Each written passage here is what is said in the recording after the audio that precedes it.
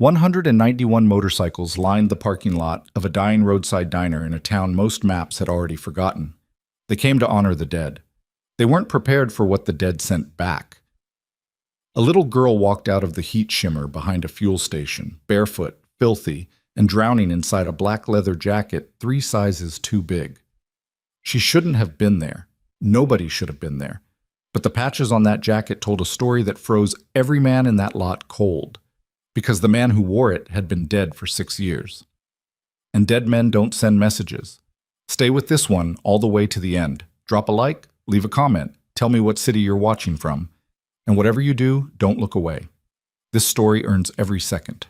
The heat came off the asphalt in waves thick enough to taste. Ash Creek, Arizona. A town of 1,100 people, 2 gas stations, 1 traffic light that hadn't worked since February, and a diner called Maggie's that survived on truckers, lost tourists, and once a year, the Steel Saints. The annual memorial ride had been running for 14 years. Every July, brothers from chapters across 4 states rolled into Ash Creek to remember the ones who didn't make it home. Crashes, cancer, overdoses, combat wounds that took their time. The club kept a leather-bound ledger in a locked case bolted to the road captain's saddlebag, and every name in that book had been read aloud at least once under open sky, while engines idled and grown men said nothing because nothing was the only honest thing left to say. Mason Rourke sat on the edge of a concrete parking barrier with his boots in the dirt and a cup of black coffee going cold in his hand. 53 years old, road captain for the past 9. 2 tours in Fallujah before that, and a marriage that ended somewhere between his 2nd deployment and his 3rd surgery. He had a scar that ran from his left ear down beneath his collar, a titanium plate holding his jaw together, and a way of watching people that made most of them look away first. He didn't talk much. Hadn't in years. The men who rode with him understood that silence was its own language, and Mason spoke it fluently. Around him, the parking lot churned with motion, brothers shaking hands, slapping backs, trading road stories across state lines, chrome flashing in the sun, the smell of exhaust and hot leather, and cheap sunscreen, and the particular dust of a place that had been drying out since before anyone alive could remember. 191 bikes. Harleys mostly, a few Indians, a couple of older Triumphs that belonged to men who'd rather wrench on something British than admit the world had moved on. Jericho Dunn, the chapter president from Flagstaff, stood near the diner's front door arguing with the owner about how many tables they could push together. Jericho was 6'4", 260, with a voice like a diesel engine at idle and a patience for logistics that contradicted everything about the way he looked. He'd been running the Flagstaff chapter for 11 years and had buried more brothers than he could count on both hands. "We'll eat in shifts," Jericho said, "same as last year." "Last year you broke 3 chairs," the owner said. "And I paid for 4. You came out ahead." Mason watched. He always watched. It was the thing about him that made people either trust him completely or avoid him entirely. There was no middle ground with a man who saw everything and commented on nothing. The heat pressed down. Somewhere east, thunder rolled across a sky that wouldn't deliver rain for another month. A hawk circled above the fuel station across the road, riding thermals, patient and silent and utterly indifferent to the noise below. Mason almost missed her. She came around the corner of the fuel station's cinder block wall like something the desert had spit out. Small, thin, brown hair matted against her skull. No shoes. A t-shirt underneath that was gray or had been white once. And over everything, a black leather jacket that hung past her knees like a coat stolen from a dead man's closet. She stopped at the edge of the lot. She didn't cry. She didn't run. She stood there with her arms straight down at her sides and the jacket sleeves covering her hands completely, and she watched the bikes the way a dog watches a door. It's been trained not to walk through. Mason set his coffee down. He didn't move fast, didn't stand up suddenly or call out.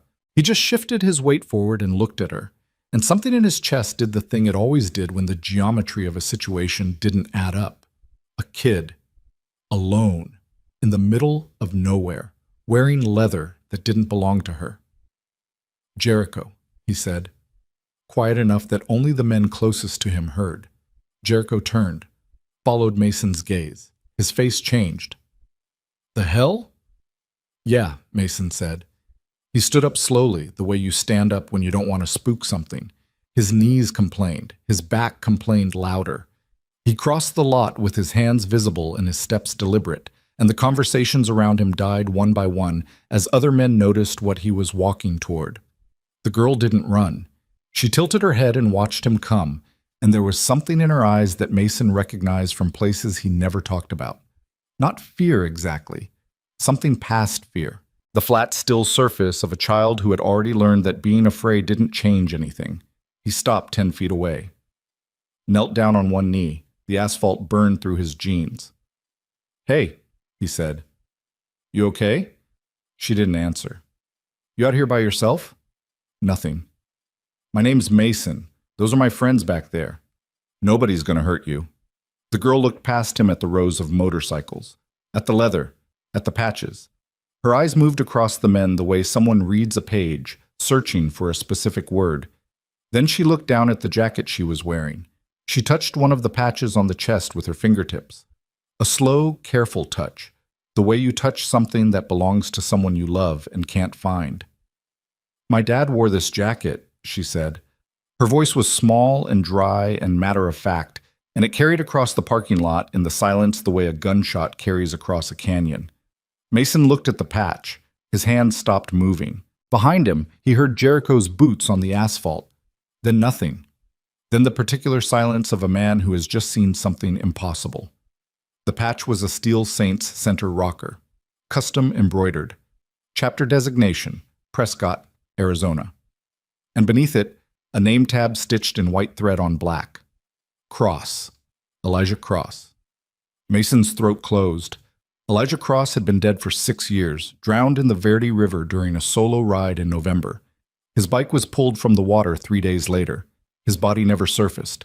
The sheriff's office ruled it an accident, closed the case in under 2 weeks, and the Steel Saints added his name to the ledger and read it aloud every July in this exact parking lot. Mason had read it himself. 3 times. He'd stood in this heat and said Elijah's name and felt the weight of it and moved on, because that's what you did. You carried the dead. You didn't question them. But the girl was wearing Elijah's jacket, and she was alive. And she was standing in front of him with desert dirt on her face and a calm that no 8-year-old should have. And she was waiting for him to understand something he wasn't ready to understand. "What's your name?" Mason asked. His voice came out wrong, too rough, too low. "Autumn." "Autumn what?" "Autumn Cross." Jericho was beside him now. Mason could hear the man breathing, could feel the tension radiating off him like engine heat. "Elijah didn't have a daughter," Jericho said. Not to the girl, to Mason, to the air, to the impossibility standing in front of them. "He didn't tell you," Autumn said. The words landed like a slap. Mason studied the jacket. The leather was worn but not rotted. The patches were intact. The zipper pull was the same custom skull that Elijah had machined himself in his garage in Prescott, the one he'd shown off at a rally in Sedona years before anyone started wondering where he went. This wasn't a replica. This wasn't a theft. This was Elijah's cut, and it had been maintained by someone who knew what it meant. "Where'd you come from?" Mason asked. Autumn pointed north, toward the mountains, toward nothing. "How'd you get here?" "Walked." "From where?" "The camp." "What camp?" She didn't answer that one. Her jaw tightened and her eyes went flat again, and Mason recognized the shutdown. He'd done it himself 1,000 times in rooms with VA therapists who asked questions he wasn't ready to answer. He pulled his phone out. No signal. Ash Creek sat in a dead zone between 2 cell towers that the county had been promising to fix since the previous election cycle. "Jericho, we need water, food, shade." Jericho was already moving. The big man's hands were shaking, which was something Mason had never seen before and hoped never to see again.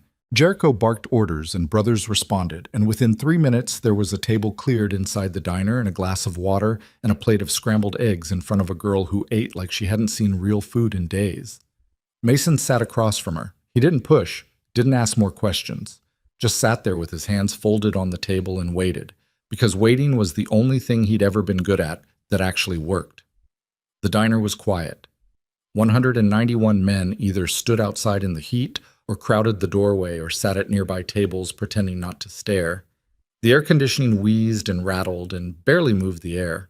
A ceiling fan turned slowly above them, casting a shadow that swept across the girl's face in rhythmic intervals. She ate everything on the plate, drank 2 glasses of water. Then she sat back and pulled the jacket tighter around herself, even though the diner had to be 85 degrees inside. Qu'assois, toi? Can I see the jacket? Mason asked. Her eyes snapped to his. Just to look. I'll give it right back. She shook her head, fast, hard, the kind of no that comes from the body, not the brain. Okay, Mason said. Okay, you keep it. He waited. My dad said find the riders on the patch, Autumn said. He said if anything happened to him, find the riders and show them the jacket. He said they'd know what to do.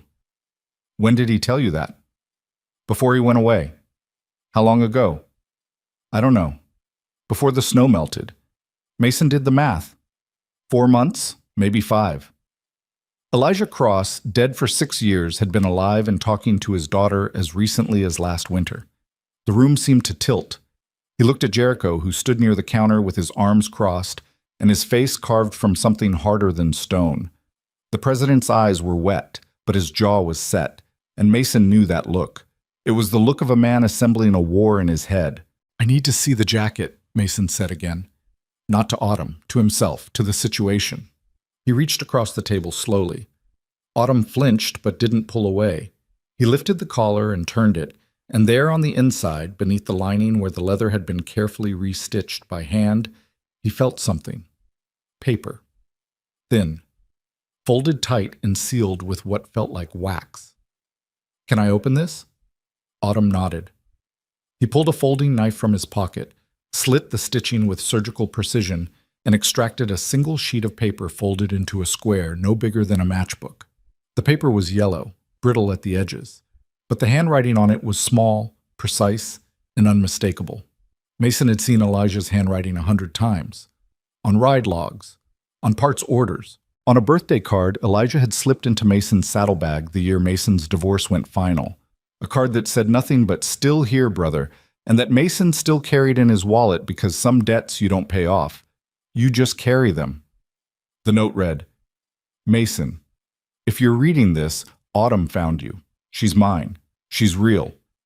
Everything they told you about me is wrong. Voss has the kids. Compound north of Mingus Mountain. I couldn't get out. I couldn't get word out. The jacket is the only thing I could send. Don't trust Yavapai County. Don't trust the sheriff. Don't come alone. Mason read it twice. Then he handed it to Jericho without a word. Jericho read it. His face didn't move, but his hands crushed the edges of the paper before he caught himself and smoothed it flat. Who's Voss? Jericho asked. Randall Voss, Autumn said. He runs the camp. What kind of camp? Autumn looked at her empty plate. The kind you can't leave? The silence in the diner had a weight to it now, a physical pressure. Mason could feel it on his shoulders, in his ribs, behind his eyes. 191 men who came here to honor the dead were now learning that the dead might still be breathing, and that the world they thought they understood had a trapdoor they'd never seen. Mason stood up. His chair scraped against the floor, and the sound cut through the room like a blade. Jericho. Outside. They stepped into the heat. The parking lot was a wall of chrome and leather, and men who were already talking in low voices, passing fragments of information back and forth the way soldiers share intelligence before a briefing nobody's called yet. We call the police, Jericho said. Note says don't trust the sheriff. Then state police. And tell them what?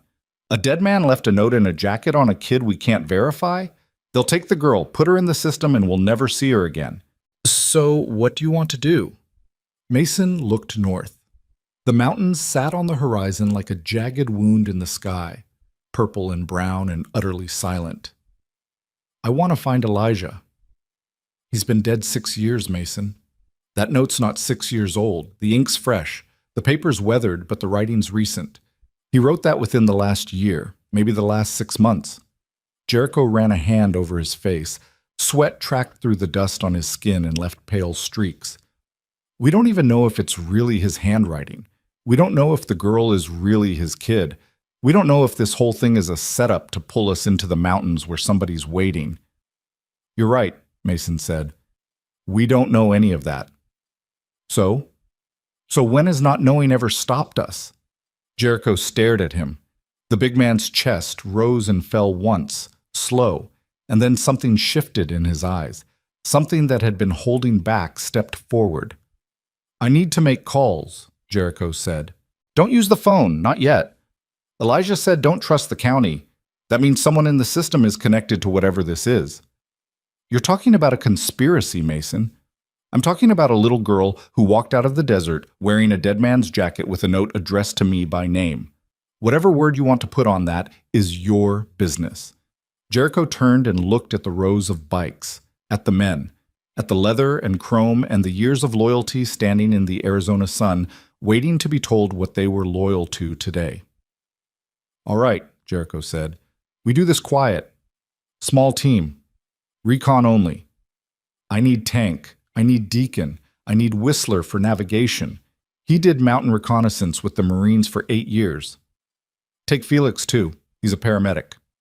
5 men. 5 men. The rest stay here with the girl. Nobody leaves. Nobody talks to anyone outside the club. Mason nodded. He walked back into the diner and knelt beside Autumn's chair. The girl looked at him with those still, flat eyes, and he wondered what those eyes had seen in the mountains. What kind of world makes a child this quiet? I'm going to go look for your dad, he said. He's not at the camp anymore, Autumn said. Where is he? Voss took him somewhere after the last snow. The men came at night and put him in a truck. He didn't fight. He told me to run, so I ran. How did you know to come here? He drew me a map. It was inside the jacket, too. I ate it. You ate the map? He told me to, after I memorized it. He said, don't let anyone find it. Mason looked at this girl, this small, starved, sunburnt child who had memorized a map and eaten it and walked out of the mountains alone and found 191 men in a parking lot in a town that barely existed. And he understood something that settled into his bones like cold water. Elijah Cross had spent years preparing for this moment. Every stitch in that jacket, every word in that note, every instruction given to a daughter who was too young to understand why her father was teaching her to survive. This wasn't a cry for help. This was an operation, and Mason had just been activated. He stood up, looked at Jericho. The president's eyes were already hard, already calculating, already past the point where doubt was useful. One more thing, Mason said. What? The memorial read, we still do it tonight. Why? Because if someone in the county is connected to this, they might be watching. They need to see us doing exactly what we came here to do. Nothing more, nothing less. Jericho nodded slowly. That evening, as the sun dropped behind the western ridge and the sky turned the color of a bruise, 191 steel saints stood in a circle in the parking lot of Maggie's diner. Mason held the leather-bound ledger and read the names of the dead. Every name, every year, every brother who didn't make it home. When he reached Elijah Cross, he paused. The name sat on his tongue like a lie. He read it anyway. And every man in that circle understood that reading a dead man's name while knowing he might still be alive was the most dangerous secret any of them had ever carried. Inside the diner, Autumn sat alone at the corner table with the jacket pulled around her like armor. The waitress had brought her a piece of pie she hadn't touched. The ceiling fan still turned. The air conditioning still wheezed. She watched the door. She was waiting for something she couldn't name, or maybe she was waiting for the sound of a truck engine in the dark. The same sound that had taken her father away on a night when the snow was still falling and the world was nothing but cold and black and the taste of fear in her mouth like metal. Outside, the memorial ended. Men wiped their eyes and said nothing and climbed onto their bikes and sat in the dark, and the desert stretched out around them in every direction like a silence that had been waiting for exactly this moment to reveal what it had been hiding. Mason closed the ledger. He looked north toward the mountains. Somewhere up there, in the dark, in whatever prison Randall Voss had built from paranoia and cruelty, and the silence of a county that had stopped asking questions years ago, a man named Elijah Cross was either alive or he wasn't. And Mason was going to find out. But he didn't know, none of them knew, that the moment Autumn walked into that parking lot, a call had already been made. Not from the club, from inside the diner. The waitress who brought the pie had stepped into the kitchen, pulled a prepaid phone from beneath the register, and dialed a number she'd memorized 3 years earlier. The phone rang twice. A voice answered. "The girl showed up," the waitress said. "She found them." The line went dead. And 200 miles north, in a room with no windows and no name, a man named Randall Voss set down the phone, walked to the door, and looked at the figure chained to a pipe in the corner. "Your daughter's smarter than I gave her credit for," Voss said. Elijah Cross raised his head. Blood had dried on his temple, his wrists were raw, his eyes were sunken, and his body was wrecked, and his breathing came in shallow, careful pulls that suggested broken ribs. But when he heard those words, something moved across his face that wasn't pain. It was hope. And Voss saw it. And that terrified him more than any army on any road ever could. Mason left before dawn. The desert was still black, the air cold enough to sting the inside of his throat with every breath. 4 bikes idled in the parking lot behind Maggie's diner. Not out front, not where the road could see them. Tank, Deacon, Whistler, Felix. 4 men who said yes without asking why, which was either loyalty or stupidity, and at 3 in the morning the difference didn't matter. Jericho stood at the back door with his arms folded, his frame filling the doorway like a wall. "You've got 48 hours, Jericho said. "Might need more." "You don't get more. After 48 hours, I call the state police and I tell them everything, including the note. If someone in the county is dirty, state police aren't county. 48 hours, Mason. After that, this stops being a club operation and starts being a missing persons case with a federal angle, and I'd rather be the one making that call than the one explaining why I didn't." Mason pulled his gloves on. The leather was stiff with cold. "The girl?" "She's sleeping. 2 brothers on the door, 2 on the lot. Nobody in or out without my say." "The waitress." Jericho's eyes narrowed. "What about her?" "She was the only one in the kitchen when Autumn came in, and she brought that kid pie without being asked. Nobody brings a stranger's kid pie in a place like this unless they're either the kindest person in town or they're watching." "You're paranoid." "I've been paranoid since Fallujah. Hasn't killed me yet."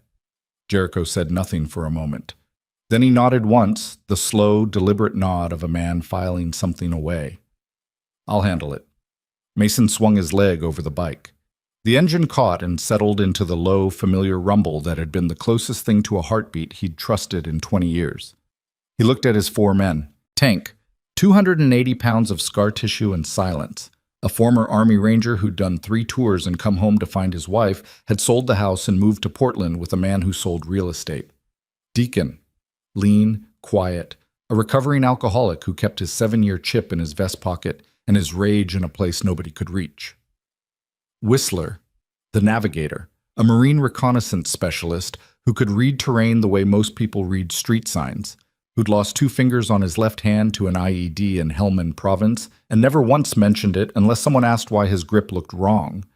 Felix, the youngest, 31, a paramedic who'd joined the club after watching his partner bleed out on a highway shoulder because the ambulance dispatcher sent them to the wrong mile marker. Every one of them carried damage. Every one of them had learned to carry it quietly. And every one of them understood that what they were riding into wasn't a rescue mission. It was a question, and the answer might be worse than not knowing. They rode north. The highway was empty. No headlights, no trucks, no signs of anything alive between the diner and the mountains except a coyote that crossed the road at mile marker 47, its eyes flashing green in the bike's headlight before it vanished into the scrub. Mason kept his speed at 65. Fast enough to cover ground, slow enough to think. And he needed to think, because something about Elijah's note was wrong.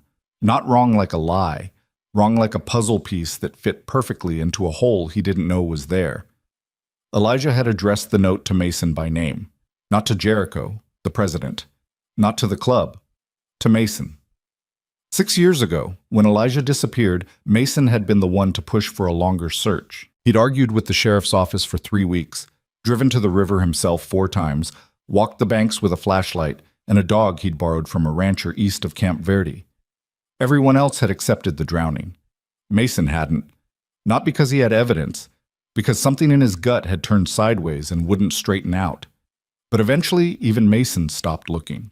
The weather turned. The river rose. The sheriff's office boxed up Elijah's file and stored it in a basement somewhere, and Mason let the silence win because silence always wins if you let it. He'd carried that failure for 6 years, and now Elijah's note was telling him the failure was bigger than he knew. The mountains grew in the darkness ahead, black shapes against a sky that was just beginning to gray at the edges. The air temperature dropped 10 degrees as they climbed, and Mason felt the cold settle into his knuckles, his shoulders, the places where the titanium plate in his jaw conducted the chill straight into his skull. They stopped at a pullout 12 miles south of Mingus Mountain. Whistler killed his engine first and pulled a topographic map from his saddlebag. Actual paper, actual ink, because Whistler didn't trust anything that needed a battery. Mingus Mountain, Whistler said, flattening the map on his tank. 14 miles of forest, old mining roads, a few decommissioned fire lookouts. If someone built a compound up here, they'd want water access and road access that doesn't show up on GPS. What are we looking for? Tank asked. She said the camp, Mason said, north of Mingus Mountain. Autumn said she walked south to reach Ash Creek, which means she came down the mountain's east slope. That's the only route a kid could navigate on foot without climbing gear. Whistler traced a line on the map with his remaining index finger. There's an old logging road that runs along the East Ridge. Decommissioned in the 90s, if you follow it far enough, it hits an old copper claim that was abandoned back when the price of copper dropped. How far? About 9 miles from here, unpaved, rough. Can the bikes make it? Halfway. After that, we're on foot. Mason looked east. The first edge of sunlight cracked the horizon like a wound, gold on black, bleeding into the sky. We go now, he said. Daylight gives us visibility, but it gives them visibility too. We get as close as we can, glass it from a ridge, and get out. And if we find the compound, Deacon asked, then we know it's real, and we go back and figure out the next step. And if we find Elijah? Mason didn't answer that one, because the answer was the kind of thing you don't say out loud before you know if you can keep the promise. They rode. The logging road was worse than Whistler's map suggested. Ruts deep enough to swallow a tire, washouts that had carved new channels across the path, and rocks the size of skulls scattered like shrapnel from a blast that happened 50 years ago. The bikes crawled. Engines groaned. Branches scraped against saddlebags and handlebars, and somewhere above them a woodpecker hammered at a dead pine with a rhythm that sounded mechanical and hostile. 4 miles in, Tank's rear tire caught a root, and the big man went down.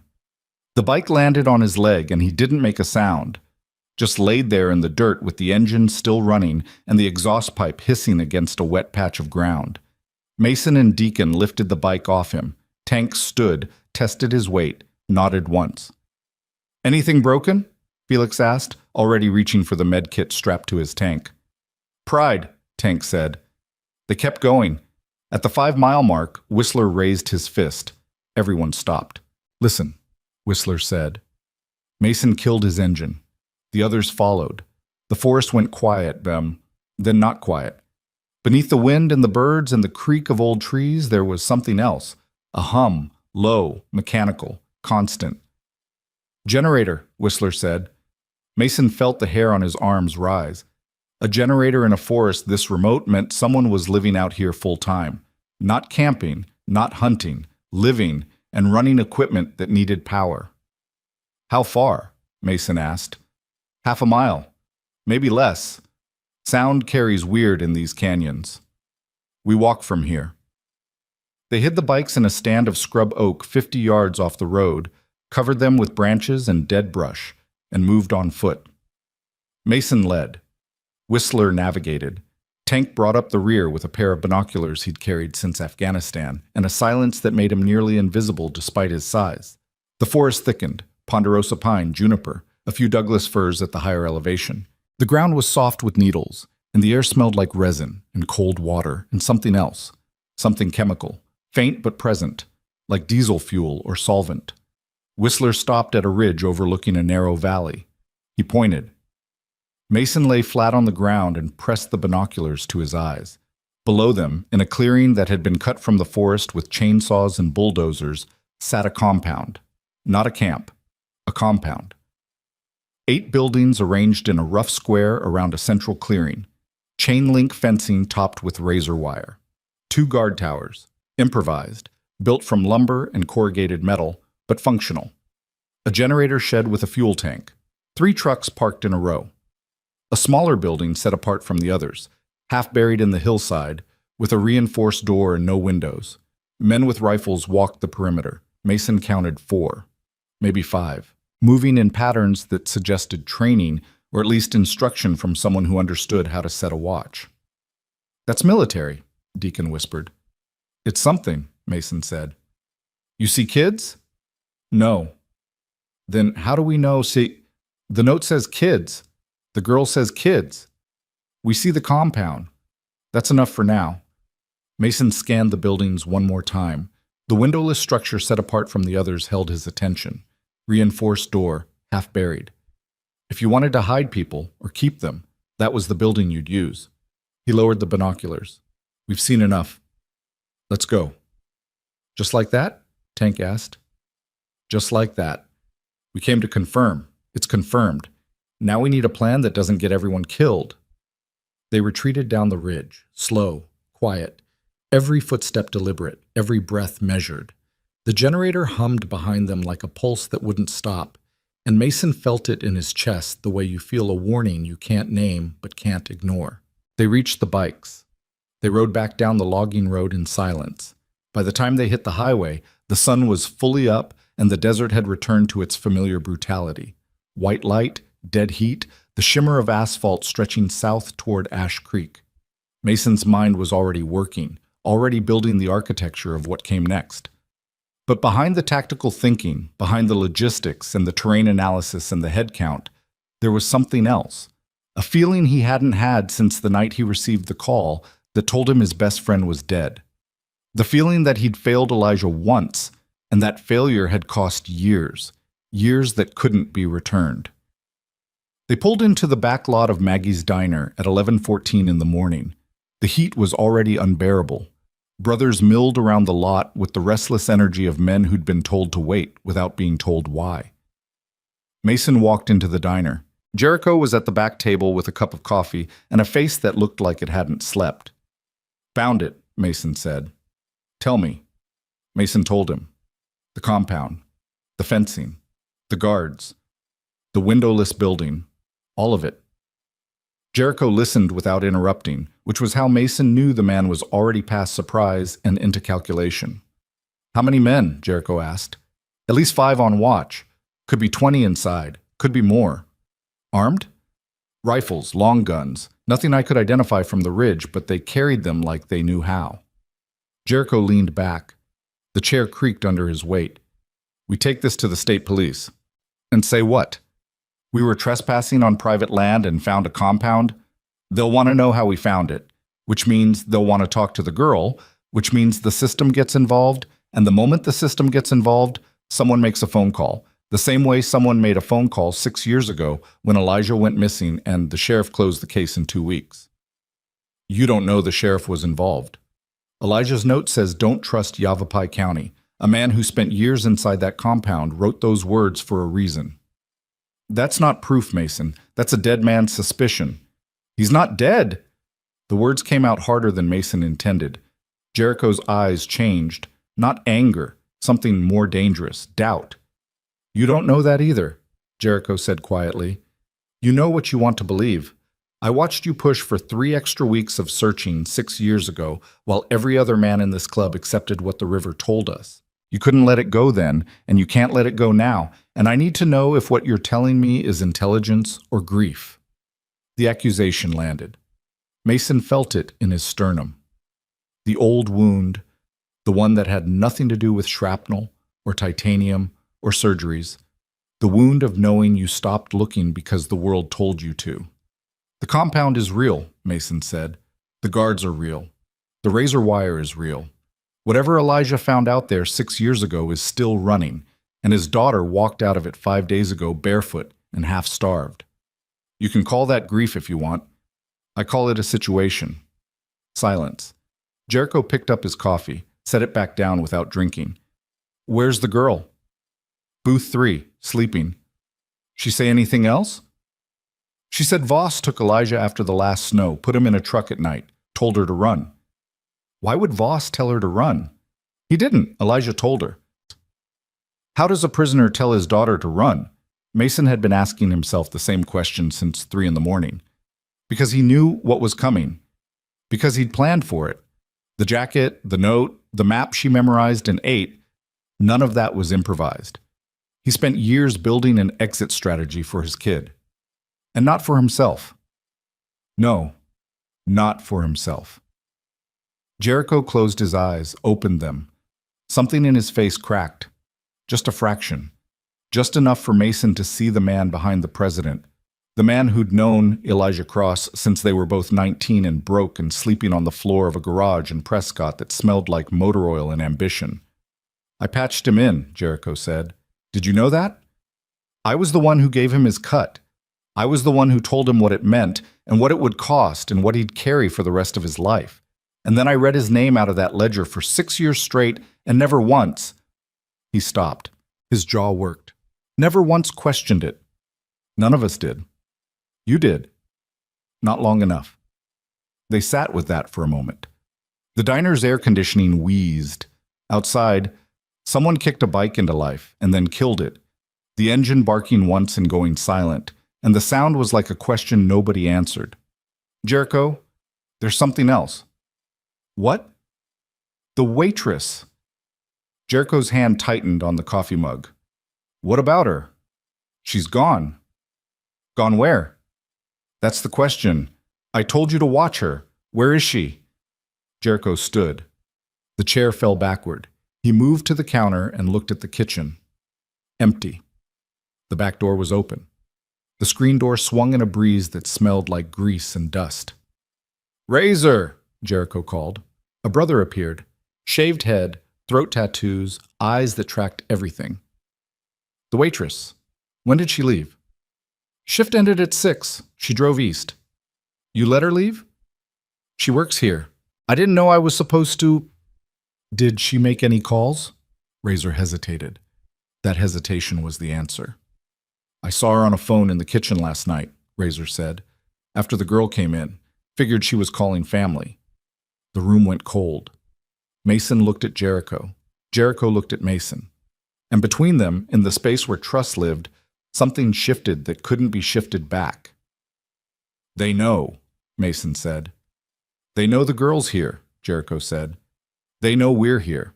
191 bikes in a parking lot isn't subtle. And if that waitress has been reporting to Voss for years, she told him everything. How many of us there are, what the girl said, maybe even that I left this morning. Which means they know you found the compound. Which means they're either running or fortifying. Either way, we just lost the element of surprise. Jericho turned to the room. Brothers were gathering now, drawn by the tone, by the body language, by the instinct that tells a man when the air has changed. Listen up, Jericho said. His voice dropped into the register he used for church. Not the building, the moment. The moment when a president stops managing and starts commanding. We have a situation. I need every man in this lot. Full turnout. Now. Within 5 minutes, 191 members of the Steel Saints stood in the parking lot of Maggie's Diner under a sun that hammered down like a judgment nobody had asked for. Jericho told them. Not everything. Enough. The girl, the jacket, the note, the compound in the mountains, Elijah Cross, maybe alive, maybe imprisoned, definitely not dead in the way they'd been told, and a network that had been operating in these mountains for years while the county looked the other way. The reaction wasn't noise, it was silence. The particular silence of men who have been lied to and are deciding what to do about it. Then the voices started. We ride up there and take it apart. That's not how this works. The hell it isn't. We don't know what's in there. Could be 50 armed men. There's 191 of us. And how many of us have body armor? How many of us have anything other than a pocket knife and a bad attitude? We call the feds. We call nobody. Elijah's note said, don't trust the county. The FBI isn't the county. You trust the FBI? Since when? Mason stepped forward. He didn't raise his voice. He didn't have to. We're not storming anything, he said, and we're not calling anyone yet. What we are doing is moving the girl. Right now. Today. If Voss knows she's here, this diner is the worst place she can be. Where do we take her? Jericho asked. Split the chapters. Flagstaff takes the girl south. Prescott chapter stays here as a screen. Everyone else disperses to their regular routes, so it looks like the memorial ride ended normally. You want us to run? A voice from the back, angry, young. Mason found the face. A kid, maybe 24, with more patches than experience and a jaw set at an angle that said he'd never been hit hard enough to learn what hitting back actually cost. I want us to survive, Mason said. Running and surviving look the same from the outside. The difference is what you do after. And what do we do after? Mason looked at the mountains. The heat haze made them shimmer, made them look like something painted on glass that could shatter at any moment. After, Mason said. We come back. The lot erupted into controlled chaos. Jericho barked orders, chapters organized, engines fired.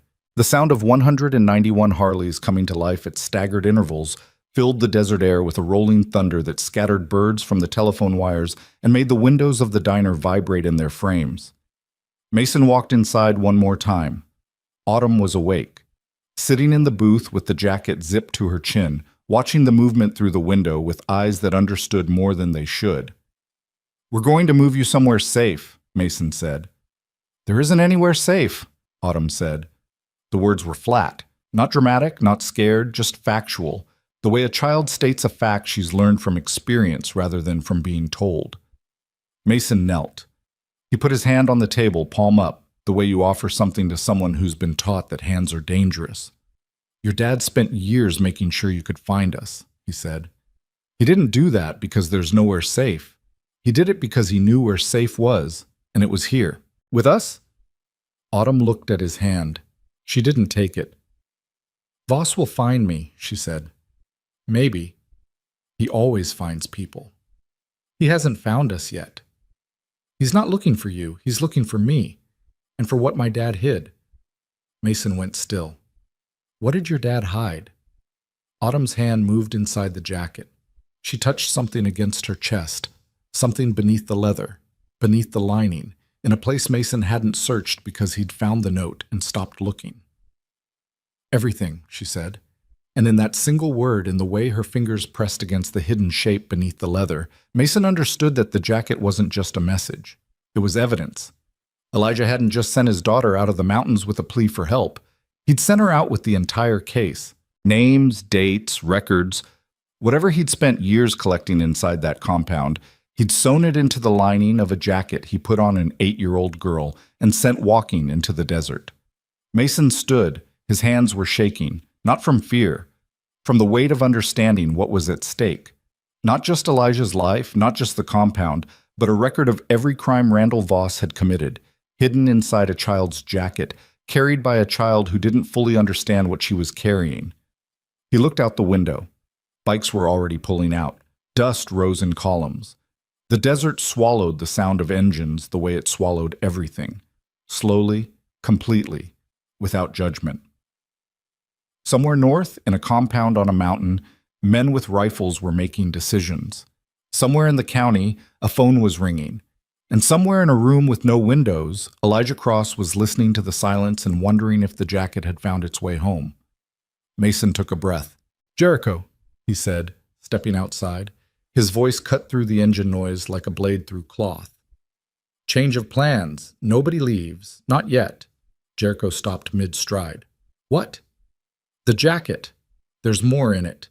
Elijah hid evidence inside the lining. The girl's been carrying it the whole time.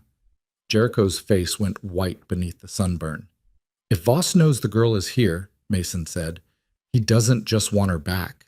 He wants what she's carrying, and he will send everything he has to get it. The engines idled. The dust settled.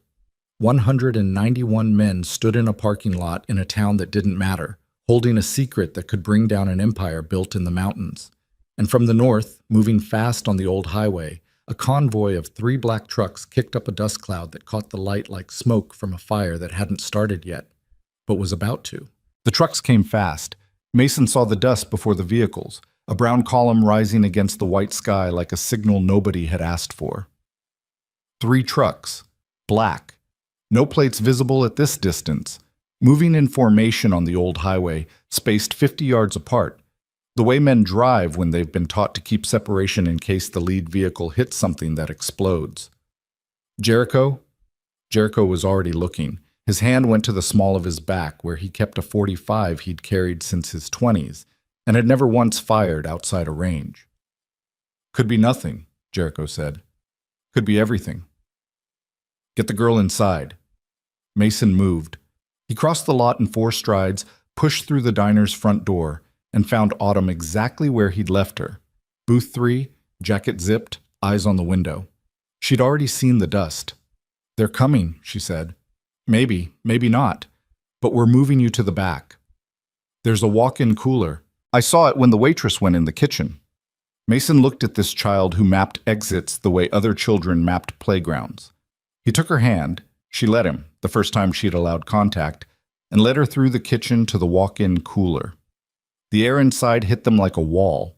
40 degrees, shelves of lettuce and eggs and milk cartons with dates that had already passed.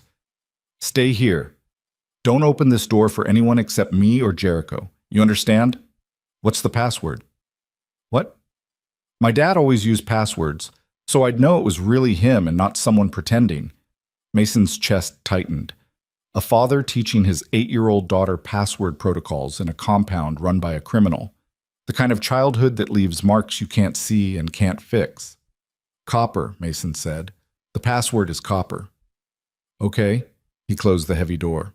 The seal hissed. He stood in the kitchen for 3 seconds, breathing grease-scented air, and then he walked back out into the heat. The trucks had stopped. They sat on the highway shoulder 200 yards north of the diner, engines idling, dust settling around them like fog. No doors open. No one got out. They just sat there, 3 black shapes against the pale desert, watching. 191 bikes filled the lot. Brothers stood among them in clusters, some leaning against tanks, some standing with arms crossed, all of them facing north. The atmosphere had shifted from confusion to something older and more fundamental. The instinct of men who recognize a threat before the threat announces itself. Anybody know those trucks? Jericho asked, his voice carried across the lot without effort. Silence. Razor. Binoculars. Razor handed them over. Jericho pressed them to his eyes and studied the trucks for a long moment. Tinted windows. Can't see inside. No plates on the front. Commercial grade. Ford F350s, maybe. New. How many men can an F350 carry? Tank asked. Cab seats 5. Bed could hold another 4 or 5 if they're not worried about comfort. So up to 30, Mason said. Against 191. Against 191 men standing in an open parking lot with no cover, no weapons beyond what they're carrying in their pockets, and a child in the building behind them.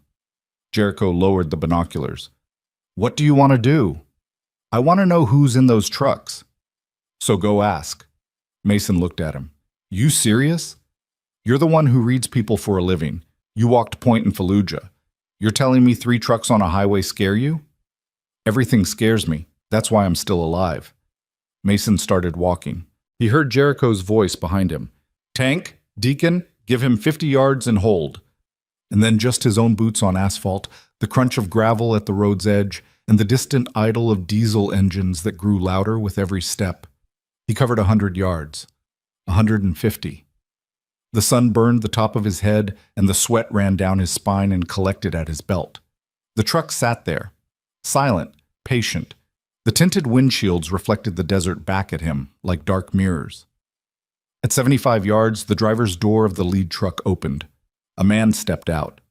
He was tall, lean, mid-50s, wearing a khaki shirt tucked into canvas work pants, boots that had seen actual dirt, and a belt with a holster that held a sidearm he made no move to touch. His hair was gray and cut short, and his face had the weathered, angular quality of someone who'd spent decades outdoors and hadn't enjoyed most of them. But it was the badge that stopped Mason cold. Yavapai County Sheriff's Office. The man walked toward Mason with the easy, measured stride of someone who owned the ground he walked on. He He stopped at 20 feet. That's a lot of motorcycles, the man said. Annual memorial ride. We do it every year. I know what you do. I'm Sheriff Dean Harlow. I've been getting calls about your gathering since yesterday. Calls from who? Concerned citizens. Nobody in Ash Creek is concerned about us. We spend money here. Tip well.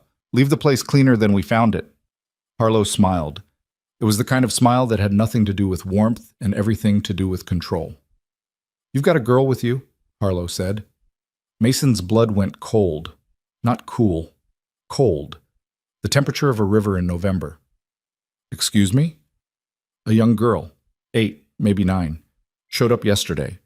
I got a report this morning from a woman who works at the diner. Says the girl appeared out of nowhere, looked like she'd been living rough, and your club took her in without contacting authorities. We were about to contact authorities? Were you? We were trying to figure out the situation first. She was scared. She needed food and water. I appreciate that. But an unaccompanied minor is a law enforcement matter. You know that. Mason studied the man's face. Harlow held the look without blinking. Behind him, the 2 other trucks sat with their engines running and their windows dark, and Mason couldn't stop counting. 2 trucks. 10 to 15 men he couldn't see, weapons he couldn't assess, and a sheriff who'd shown up 30 minutes after the waitress could have made a call. The waitress called you, Mason said. She filed a report. That's what citizens do. She filed a report with the county sheriff's office about a girl in a diner, and you personally drove out here with 3 trucks, and how many deputies are in those vehicles? Harlow's smile stayed, but his eyes changed. The pupils contracted, a micro-expression most people would miss. Mason didn't miss it. I brought adequate personnel for a situation involving 191 members of a motorcycle club and a missing child. She's not missing. She's right there. Then you won't have any problem handing her over to Child Protective Services. I've got a CPS liaison in the 2nd truck. We'll take the girl, process her through the system, find her family, and everyone goes home. Mason heard Jericho's boots on the asphalt behind him. The president had closed the distance. He stood 4 feet to Mason's left, arms folded, his massive frame casting a shadow that reached the sheriff's boots. Sheriff, Jericho said, I'm Jericho Dunn, chapter president. What's the problem? No problem, just here to collect the girl. She's not a package. She's a child. Exactly, exactly. And she belongs with the proper authorities, not with a motorcycle club in a parking lot. Jericho glanced at Mason. Mason gave the smallest shake of his head, a movement so slight that only someone watching for it would see. We'd like to cooperate, Jericho said, but the girl is frightened. She hasn't told us much. Maybe we could bring her out and do this calmly. I'd rather do it now, Mr. Dunn. It's just Jericho. I'd rather do it now, Jericho. The smile was gone. What replaced it was something flat and professional and utterly without patience, and Mason recognized it the way you recognize a weapon when someone stops hiding it. Give us an hour, Mason said. Let us talk to her, explain what's happening, get her comfortable with the transition. You've had her overnight. How much more time do you need? She walked out of the desert wearing a dead man's jacket. She's traumatized. An hour isn't going to... A dead man's jacket? Harlow's voice changed. Not louder, sharper. Whose jacket? Mason caught himself. Too late. The information was out, and the sheriff's reaction, the sudden focus, the forward lean, the way his hand drifted 2 inches closer to his belt, told Mason everything the note had already warned him about. Don't trust Yavapai County. One of our former members, Mason said, Elijah Cross. He passed away 6 years ago. I remember the Cross case. River accident. That's right. Sad business, body never recovered. No. Harlow studied Mason for a long moment. The desert wind pushed a tumble of dust across the road between them. Somewhere behind the trucks, a radio crackled and went silent. I'll need the jacket, Harlow said. It belongs to the girl. It may be evidence in an open case. You just said it was a closed case. Sad business, river accident. Harlow's jaw tightened. Just a fraction. Just enough. The girl and the jacket, he said. 30 minutes. Then I come back with a warrant and we do this the hard way. He turned and walked back to his truck. The door closed.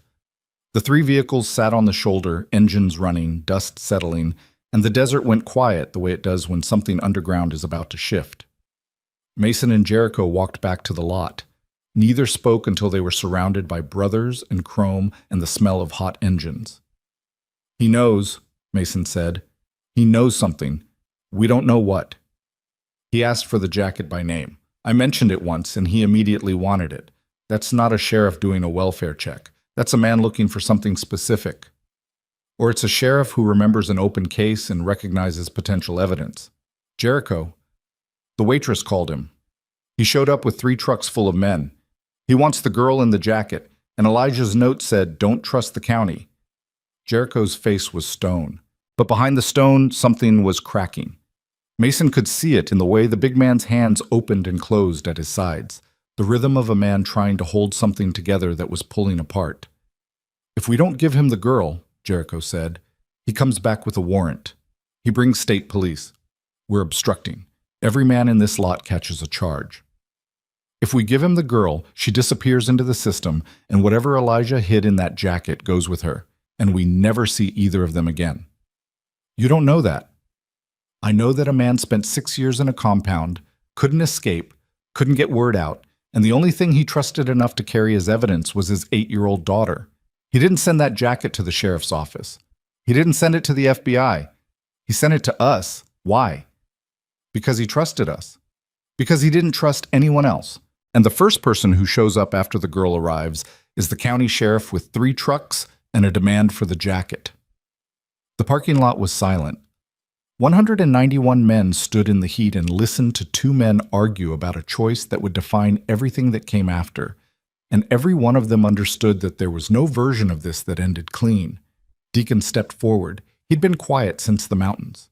He was always quiet. But when he spoke, people listened, because Deacon's words were rationed, and each one arrived fully loaded. "I ran the sheriff's name," Deacon said. He held up his phone.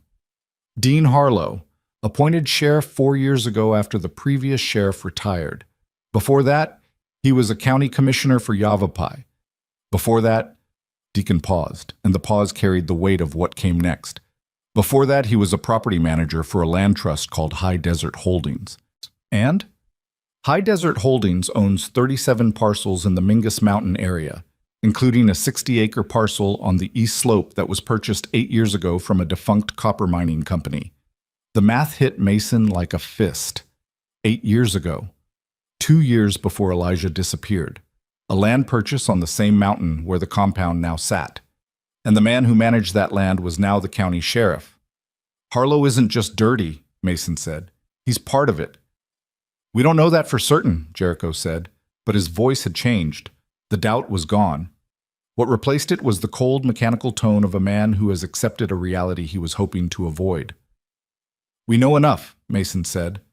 "Harlow connected to the land, the compound on the land, Elijah inside the compound, and Harlow showing up the moment the girl appears, asking for the one piece of evidence that ties it all together." "So what do we do? We've got 30 minutes. Oh, Mason turned and walked into the diner, through the kitchen, to the walk-in cooler. He knocked twice. "Copper," he said. The door opened from inside. Autumn stood there with frost on the jacket's shoulders and her breath coming in small clouds. "I need to see what's inside the jacket," Mason said. "All of it." Autumn looked at him. Her eyes were steady and ancient in a way that no child's eyes should be, and for a moment Mason saw Elijah in her face. The same stubborn jaw, the same quiet intensity, the same willingness to hold a secret until the right moment arrived. She unzipped the jacket. Beneath it, taped to her skin with surgical tape in rows that must have taken Elijah hours to apply, were 17 micro SD cards, each one the size of a fingernail, each one labeled in handwriting so small it required a magnifying glass to read. Mason stared. "He put them on me before the men came," Autumn said.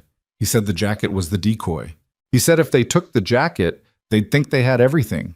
But the real stuff was on me." "What's on these cards?" "Videos. Of the camp. Of the trucks. Of the kids." Mason's hands trembled. Not a shake, a tremor deep in the muscle, the kind that comes from adrenaline and horror combining in a ratio the body wasn't designed to process. "Of the kids," he repeated. The ones Voss brings in. My dad filmed them. At night, with a phone he stole from one of the guards. He filmed everything for years. Mason knelt in front of her. The cold from the cooler burned his knees through his jeans. His breath came out in clouds that mixed with hers. Autumn, how many kids? I don't know, a lot. They come in trucks at night and they leave in different trucks. I never saw where they went. Did your dad tell you what was happening to them? He said bad people were selling them. He said that's why he couldn't leave, because if he left, nobody would know. The cooler hummed. The compressor cycled on and the walls vibrated, and Mason knelt on the cold floor with 17 pieces of evidence taped to a child's chest and understood, with a clarity that felt like falling, what Elijah Cross had actually done. He hadn't infiltrated the compound as a mission. He'd stumbled into it, a man running from something or toward something who found a horror he couldn't walk away from. And instead of escaping, instead of saving himself, he'd stayed. For years. Filming, documenting, building a case that nobody had asked him to build in a place nobody knew existed, while the county sheriff owned the land and the system that should have protected those children, protected the men who were selling them. Mason stood up. I'm going to take these cards, he said, and I'm going to make copies. And then I'm going to put the originals back on you because you're the safest place they can be right now. Is that okay? Autumn nodded. He carefully peeled the tape from her skin. She didn't flinch, not once.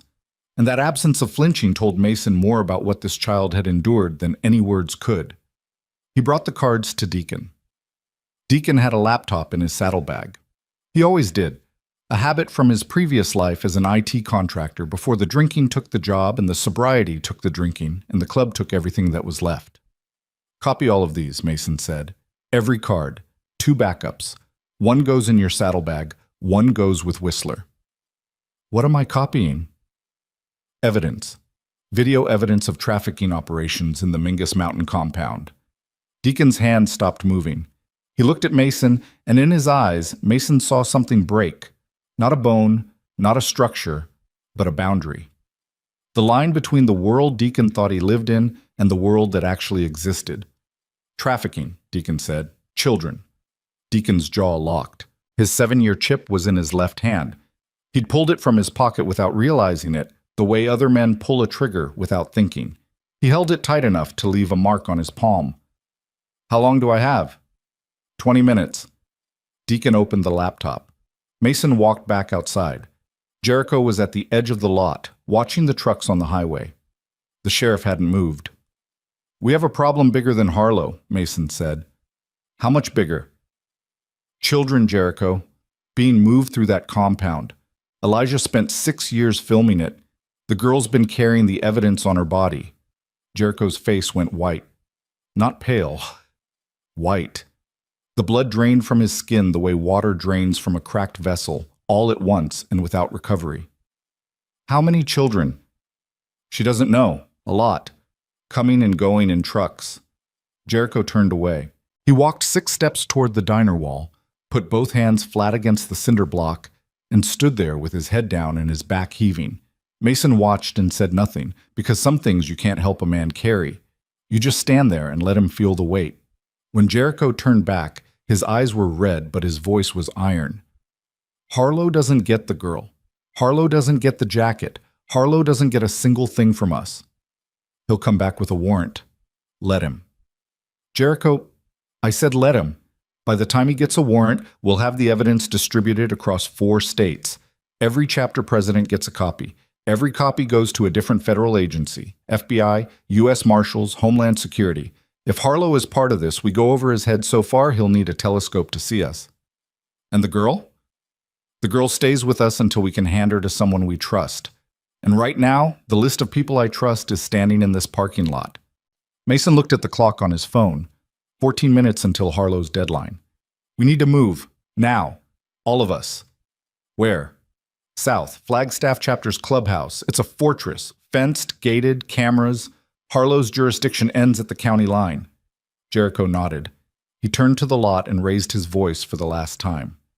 Mount up. Every man. We ride south in 5 minutes. Flagstaff Chapter leads. Prescott Chapter rear guard. The girl rides with Mason. Nobody stops. Nobody breaks formation. If those trucks follow us, we do not stop. The response was immediate. Not chaotic, disciplined, practiced. The product of years of road formations and group rides, and the understanding that when the president says move, and you ask questions at the next stop. Engines fired. The parking lot shook. Mason went inside and brought Autumn out, the jacket back on, the SD cards retaped to her skin beneath her shirt, the original evidence invisible and the copies already distributed. One with Deacon, one with Whistler, both in separate saddlebags on separate bikes. He put her on the back of his bike. She was so small that he barely felt the weight. He handed her his spare helmet, too big, but it would do, and she put it on without hesitation, as if she'd ridden before. "Hold on to me," he said. "Don't let go." "I won't." The formation assembled. 191 motorcycles in 3 columns, stretching the length of the diner's lot and out onto the road. Chrome caught the sun and threw it back in blinding arcs. The thunder of idling engines was a physical force, a vibration that lived in the chest and the teeth and the pavement. Mason was third in line, behind Jericho and the Flagstaff road captain. He could feel Autumn's hands gripping the sides of his vest, her knuckles pressing into his ribs, her body leaning into his back the way someone leans into a wall they're afraid will move. Jericho raised his fist, dropped it. They moved. The formation rolled out of the lot and turned south on the highway, and as they passed the 3 black trucks, Mason turned his head and looked directly at the sheriff's windshield. He couldn't see through the tinted glass, but he felt the eyes behind it. The trucks didn't move. For 1 mile, 2 miles, 5 miles, they sat on the shoulder and watched the column of motorcycles disappear into the heat shimmer, and Mason kept checking his mirror, kept waiting for the dust cloud that would mean pursuit. At mile 7, the trucks moved. They didn't follow. They turned north, toward the mountains. Mason's stomach dropped. "Jericho," he said into the wind, knowing the man couldn't hear him. But the realization was forming anyway, building in his mind like a structure he didn't want to complete. Harlow wasn't chasing the girl. Harlow was going to the compound, not to shut it down, to clean it up, to move the evidence, move the children, burn whatever needed burning before the Steel Saints could bring anyone who mattered. Because Harlow had seen the jacket and understood what it meant, and he knew that if Elijah's recordings existed, the compound was a crime scene that needed to disappear. Mason pulled alongside Jericho and screamed over the wind. The trucks went north. Jericho's head turned. His face behind the visor was unreadable. "He's cleaning the site," Mason yelled. "He's going to destroy everything." "We have the copies." "The children, Jericho. Whatever kids are in that compound right now, he's going to move them. Or worse." The formation roared down the highway at 70 miles an hour. The desert blurred. The wind tore at their jackets and their faces and the chrome. And in that wind, in that noise, in that moment of speed and sound, and the terrible knowledge that somewhere behind them children were being erased from a place that would soon cease to exist, Jericho made a decision that would define the rest of his life. He raised his fist. The formation slowed. He pulled to the shoulder. 191 bikes followed, stretching back along the highway like a steel spine. Jericho killed his engine, pulled off his helmet, looked at Mason. "How many men at the compound?" 5 visible. Could be 20. Harlow's bringing more. "So we're looking at 30, maybe 40. Against 191.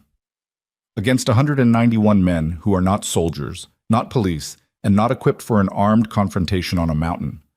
We're not going for a confrontation. We're going for the kids." "That's the same thing." Jericho looked at the men behind him. Rows and rows of leather and chrome and faces that watched him. The way soldiers watch a commander who hasn't given the order yet, but has already made the decision. "No," Jericho said. "It's not. A confrontation means we go into fight. We're not going to fight. We're going to block every road on and off that mountain with 191 motorcycles, and we're going to call every federal agency with a phone number while Harlow sits inside his own crime scene with nowhere to go. And if he tries to run?" Jericho's eyes went hard. Not angry, not violent, something beyond both. The eyes of a man who has just learned that the world contains a darkness he hadn't accounted for, and who has decided, not hoped, not wished, decided that the darkness ends today. Then 191 men will be standing in his way. He turned to the formation. He didn't need to raise his voice. The silence carried it. We're turning around. We're going north. Every man who rides with me rides knowing what we're riding into. If anyone wants out, ride south. No shame. No judgment. This isn't what you signed up for.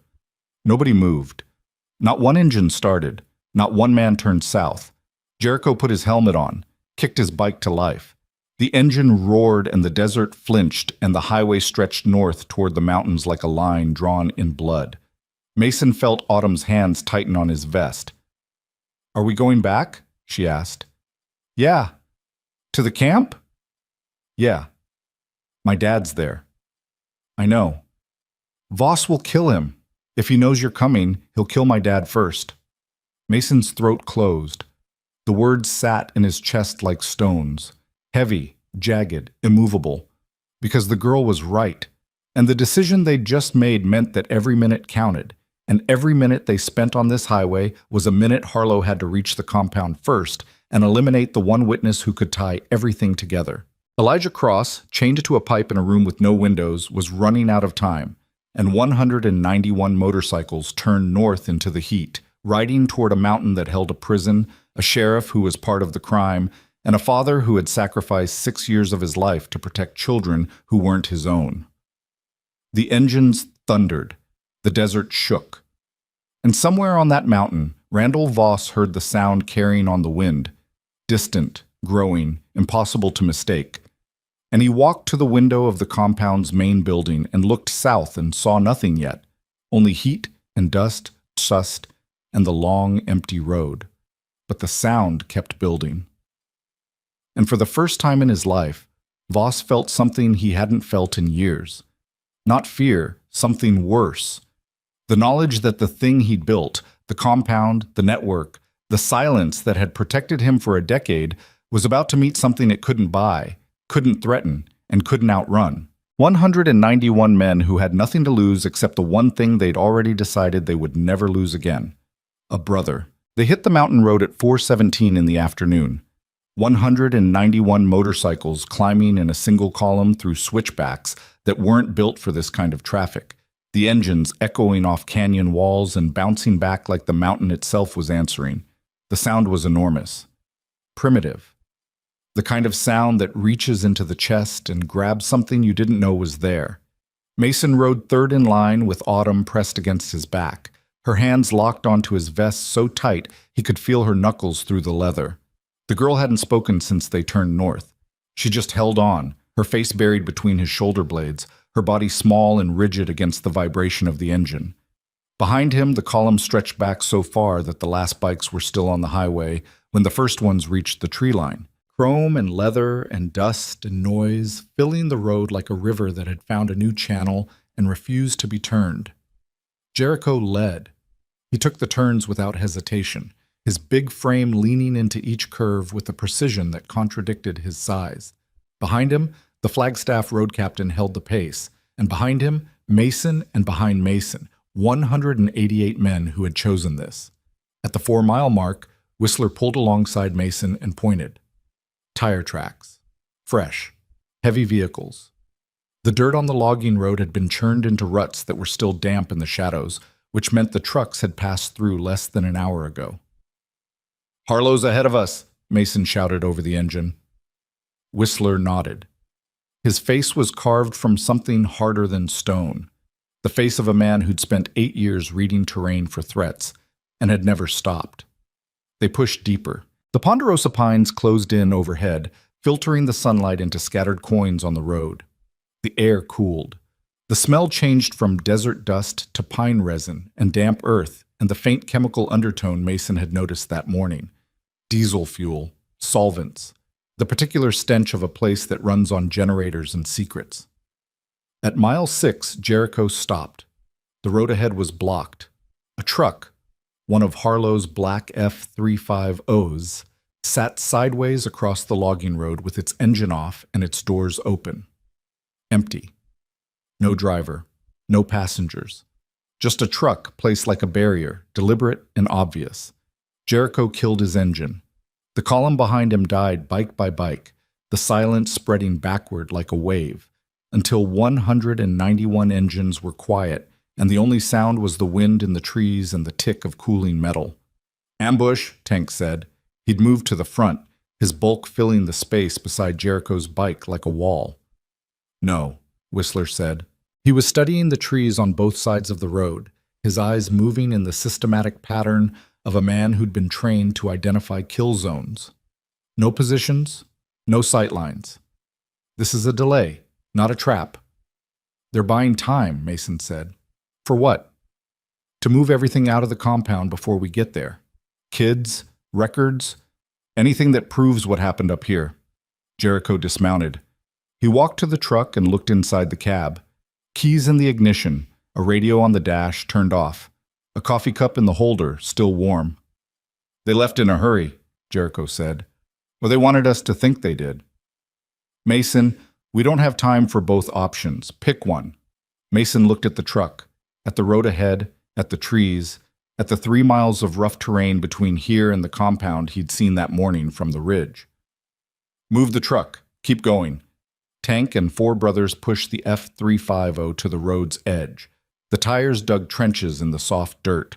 The truck rolled into a ditch and settled at an angle, its empty cab staring at the sky like a dead eye. The column moved. 2 miles.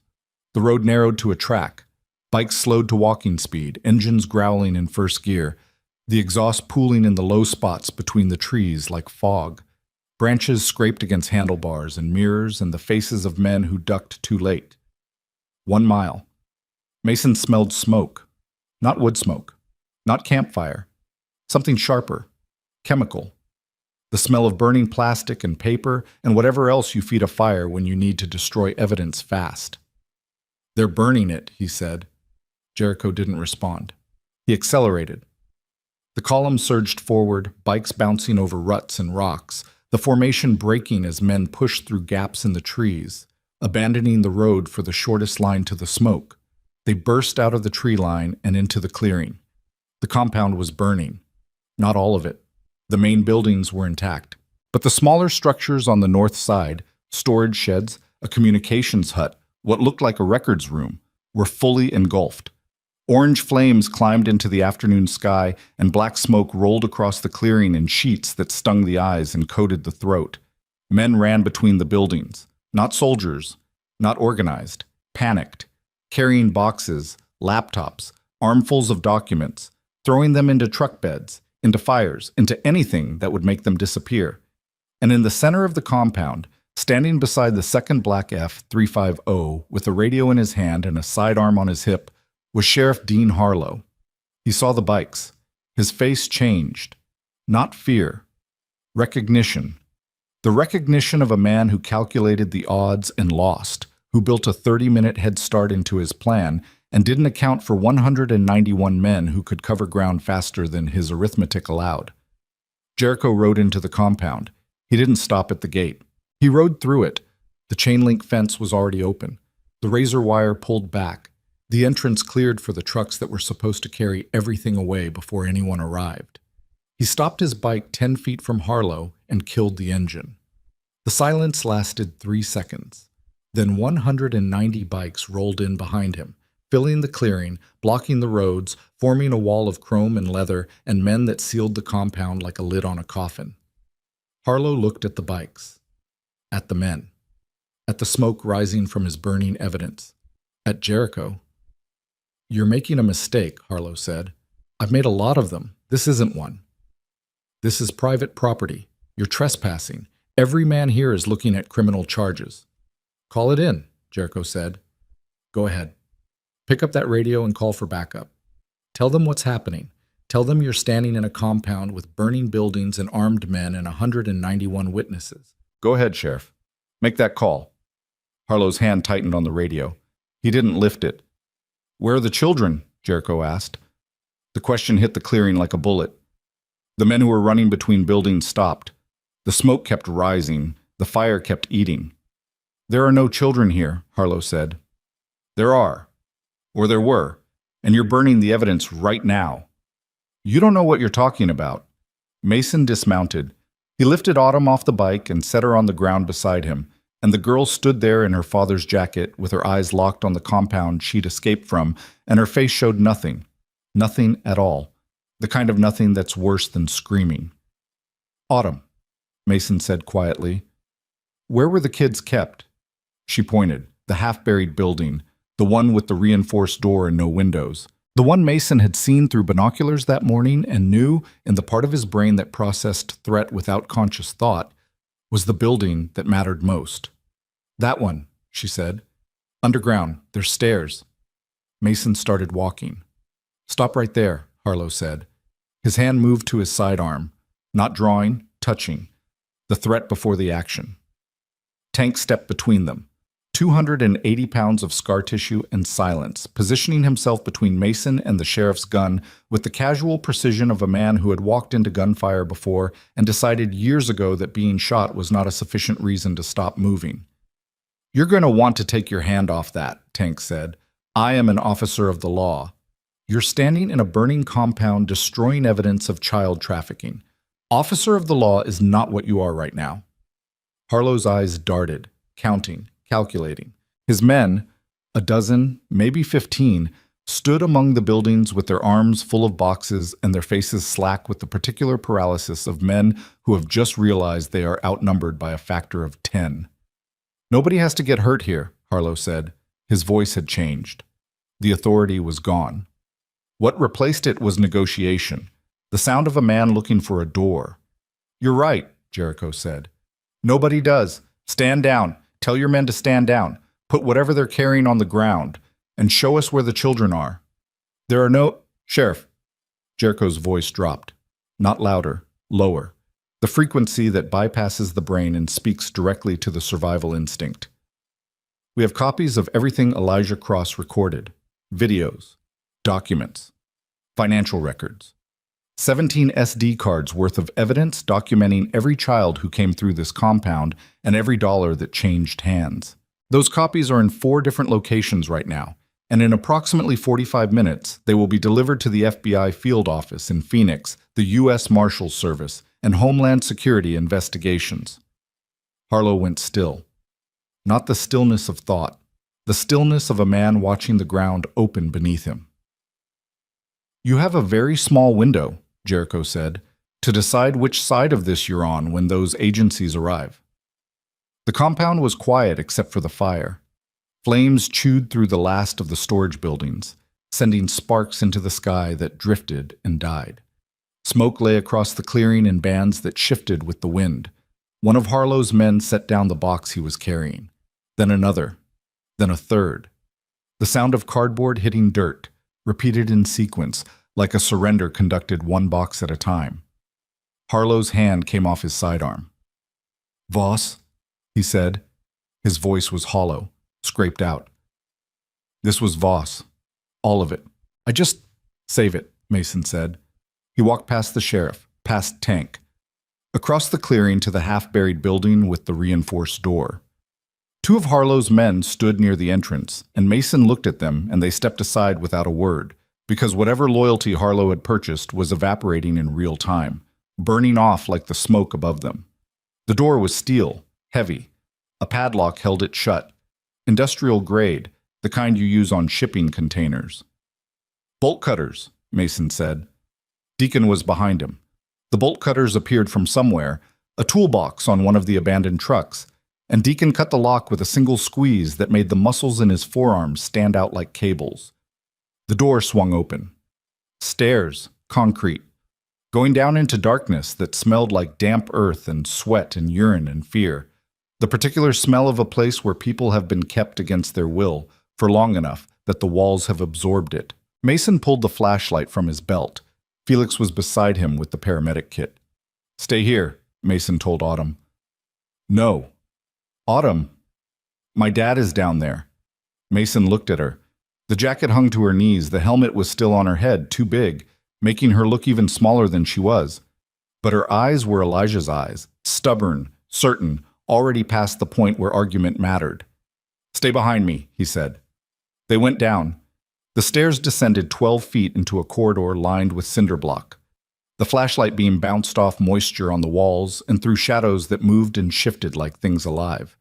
The air was cold, not cooler cold, earth cold, the temperature of a place that never sees sunlight. 3 doors on the left, 2 on the right. All closed, all padlocked. Mason's hands were shaking. He gripped the flashlight harder and moved to the first door on the left. Bolt cutters. Deacon cut the lock. Mason opened the door. A room. 10 by 12. A mattress on the floor. A bucket in the corner. A blanket. No window. No light fixture that worked. And on the mattress, pressed against the far wall with their knees drawn up and their eyes wide against the flashlight beam, 2 children. A boy and a girl. Maybe 10 and 12. Thin, dirty, alive. Felix pushed past Mason and knelt beside them. His hands were steady.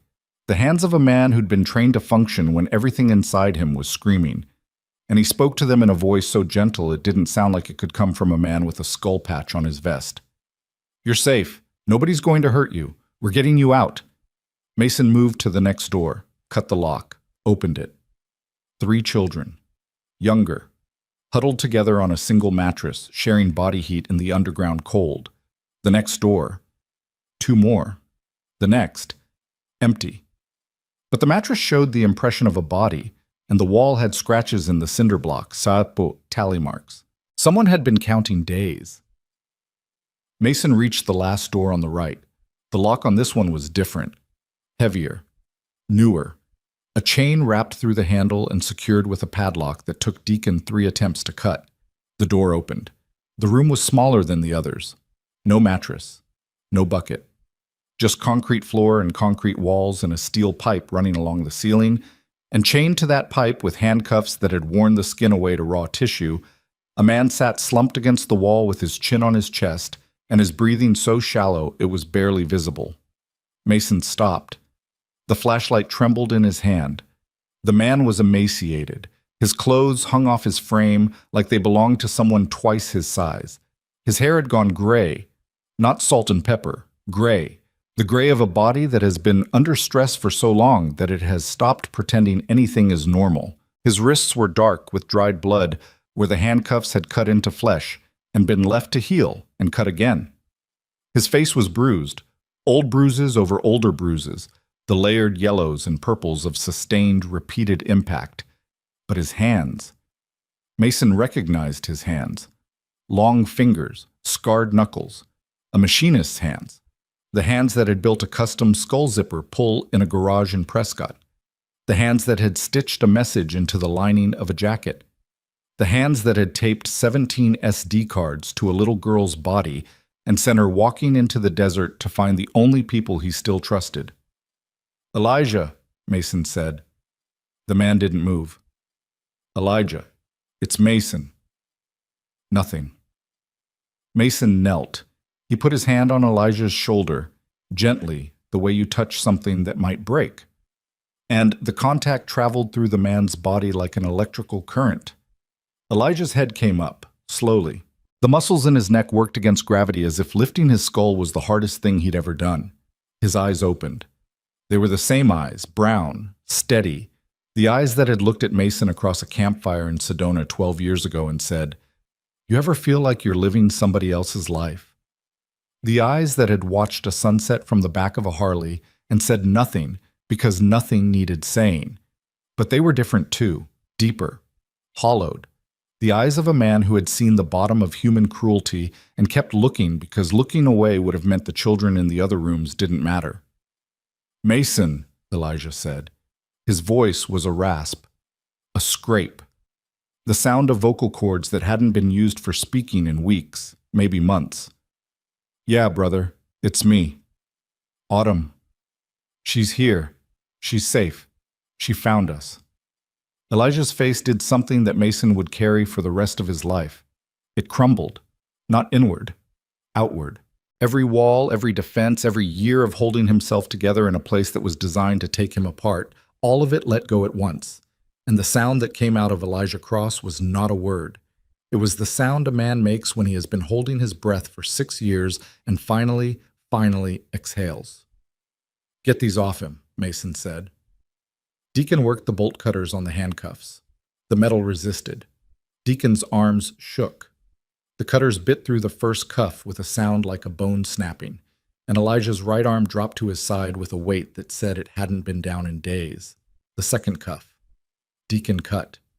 The metal broke. Elijah fell forward into Mason's arms, and Mason held him. Held this man who weighed nothing and had given everything.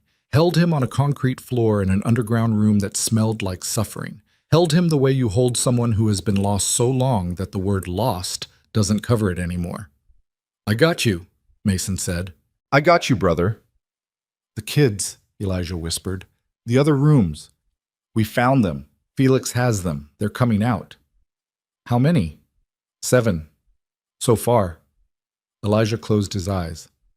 "There were more. Voss moved them last week, when Harlow told him the girl had been spotted." "Where?" "I don't know. Different trucks, different routes. He keeps them moving." "We have your recordings, all 17 cards. Autumn carried them." Elijah made a sound that might have been a laugh if his ribs weren't broken. "She ate the map. She told me. I taught her that. I taught her." His voice broke. The sentence dissolved into a cough that brought blood to his lips, and Felix was there now, kneeling beside them, cutting away Elijah's shirt to assess the damage.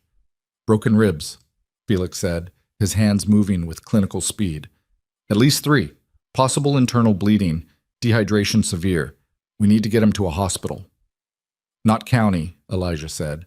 His hand grabbed Felix's wrist with a grip that shouldn't have been possible from a man this broken. "Not county, not Yavapai. Harlow owns—" "We know," Mason said. "We know about Harlow." "It's not just Harlow." Elijah's eyes were urgent now, the pain overridden by something stronger. "A judge. Judge Whitfield. Family court. He processes the kids into the system through fake foster placements, signs the paperwork, makes them disappear legally, and a contractor, Pace, Darren Pace. He builds the holding sites. There are 3 more compounds, not just this one. 3 more. Mason looked at Deacon. Deacon was writing in a small notebook he kept in his vest pocket, the same pocket as the sobriety chip. Writing fast. 3 more compounds, Mason repeated. Northern Arizona, Southern Utah, Western New Mexico. Same setup, same network.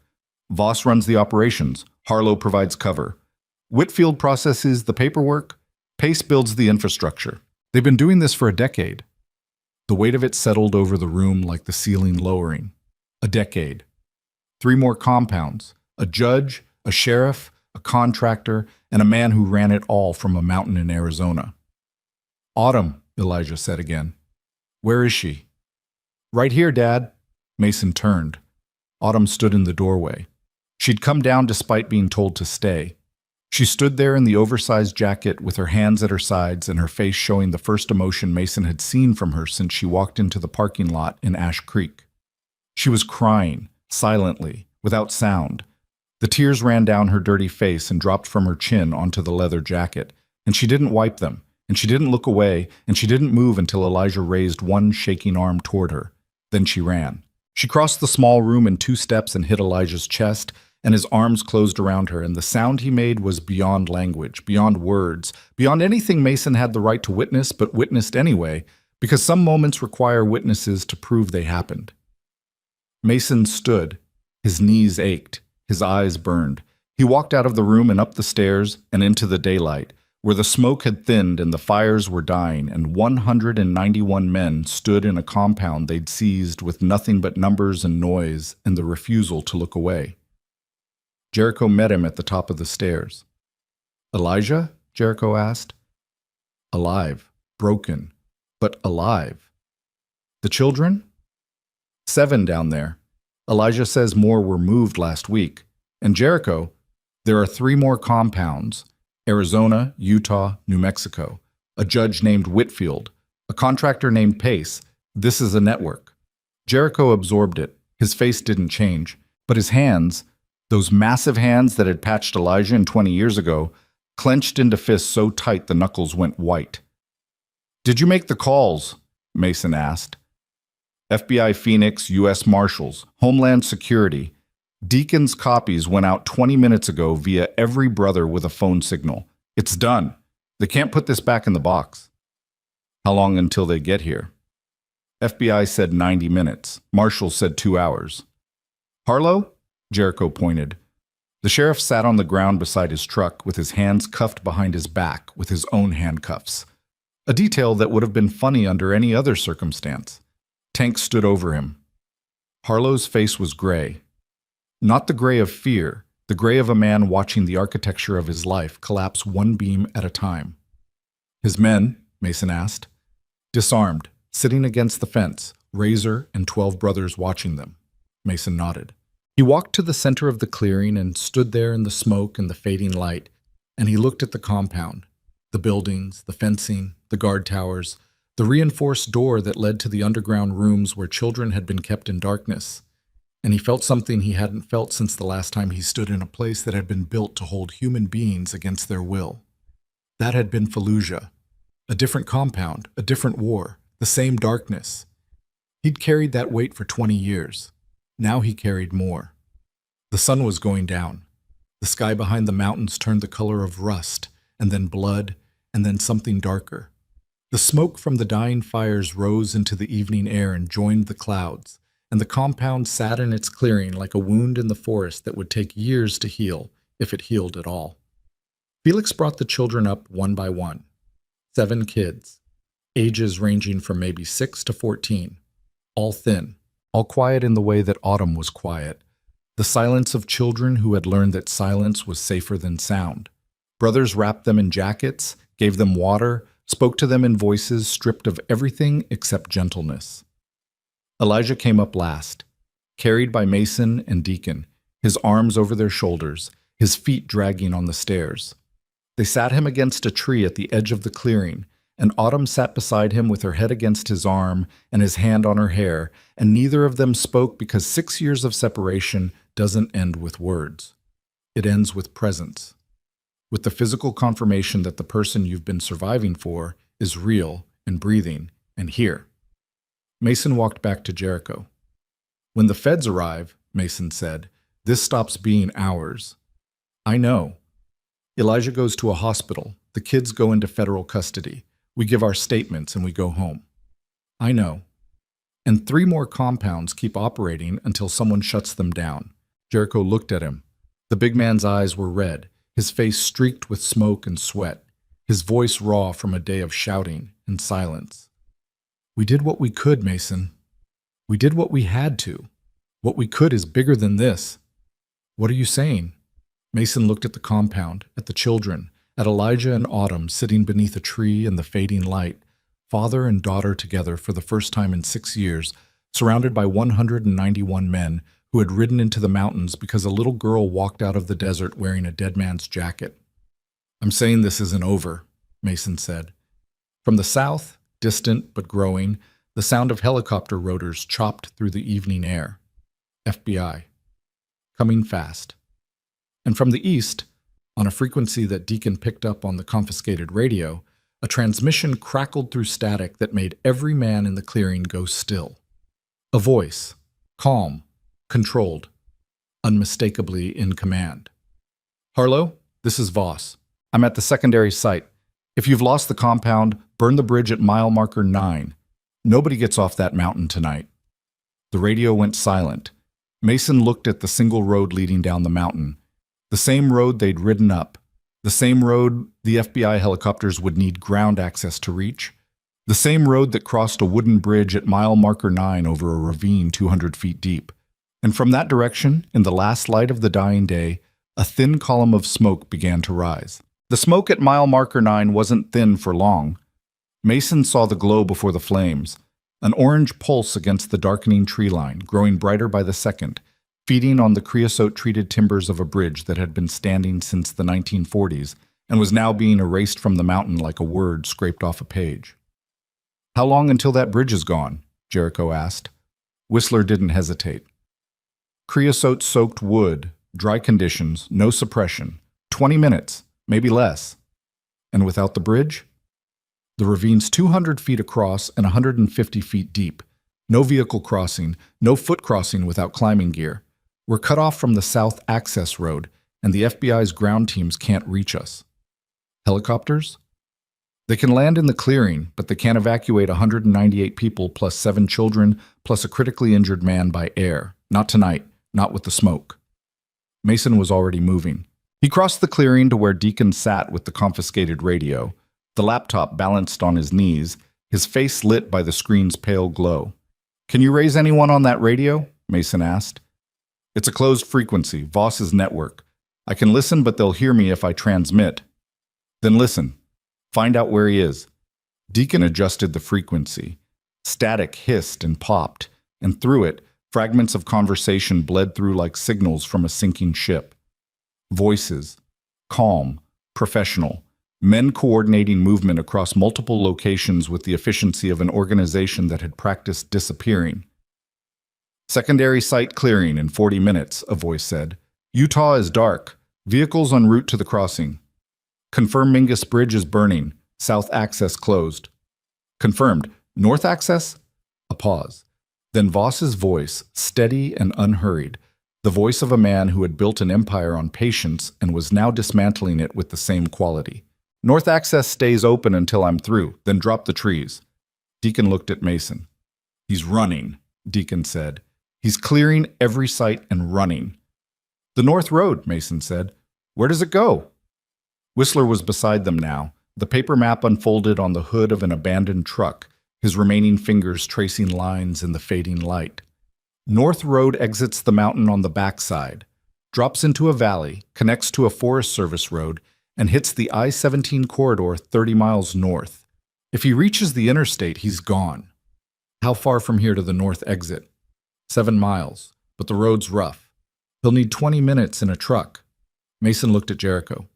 The president stood in the center of the clearing with smoke drifting past him and the last light dying on the mountain, and his face held the expression of a man doing arithmetic with lives. "The bridge," Jericho said. "Can we save it?" "Not without equipment." "Then we go north." "All of us?"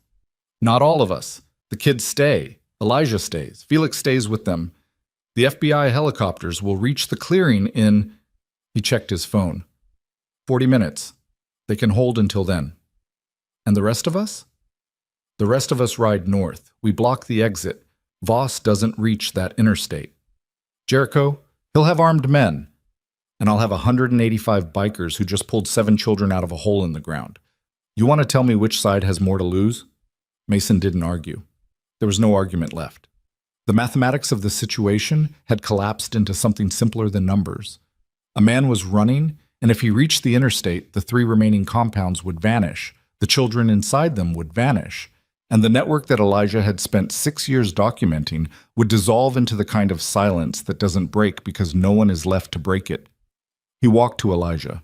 The man sat against his tree with Autumn asleep against his chest, her breathing steady for the first time since Mason had met her. Elijah's hand rested on her hair. His eyes were open, watching the sky through the canopy, watching the smoke drift east. "We're going after Voss," Mason said. "North Road."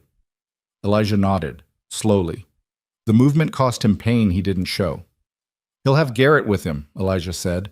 "His second, 6'2", beard, neck tattoo, ex-military, but discharged for conduct. He's the dangerous one. Voss gives orders.